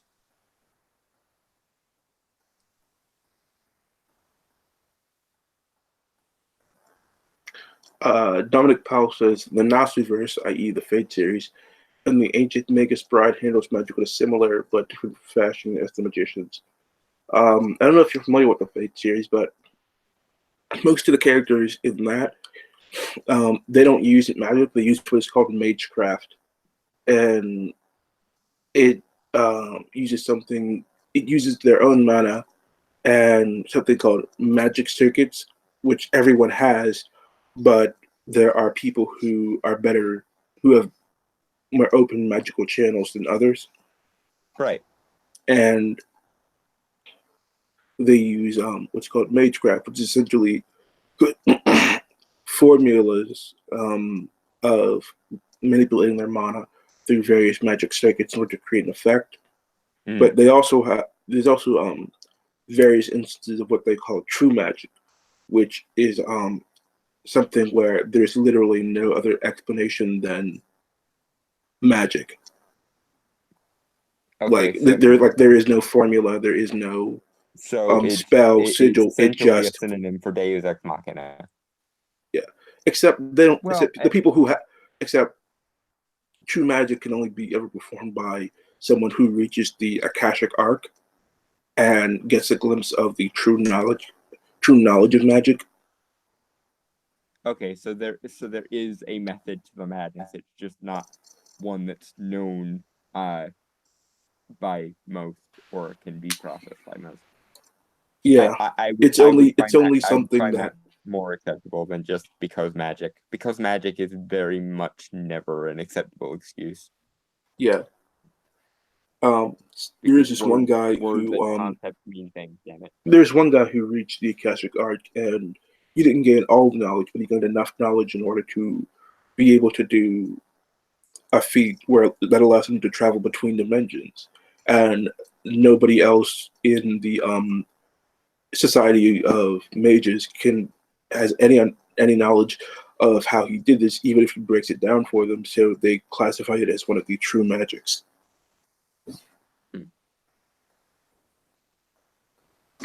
It's essentially an effect that is incredibly powerful, and also only one person can do it.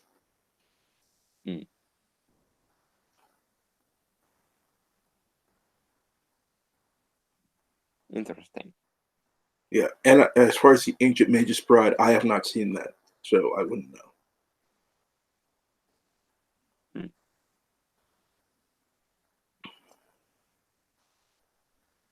All right, so it is 12:08. We've pretty much been going for like 3.5 hours, so I think this is a good place to call it quits. We started at 8:30, so yeah, it's, Yeah. Might So might be a good time to call it. So thank you, Dalton, for being a guest on my show. Anytime, mate. Is there anything that is coming up on your channel that you want to tell people about? For the next month or so, depending on when I get my life kind of back in order, it'll probably just be backlog stuff, because I found that the more ambitious I try to be, the more projects I set for myself, the more overwhelmed I get, and the easier it is for my brain to just shut down, and then I start having the sleep issues. I think maybe my sleep issues are just my brain's way of processing anxiety. So I'm going to try to cool it a little bit with my ambition and try to just do my thing when I can. It won't be tomorrow though, because last night I got maybe 2 hours of sleep. So I will probably need a couple days more to recover, and then I should hopefully start with I'll hopefully be starting with uh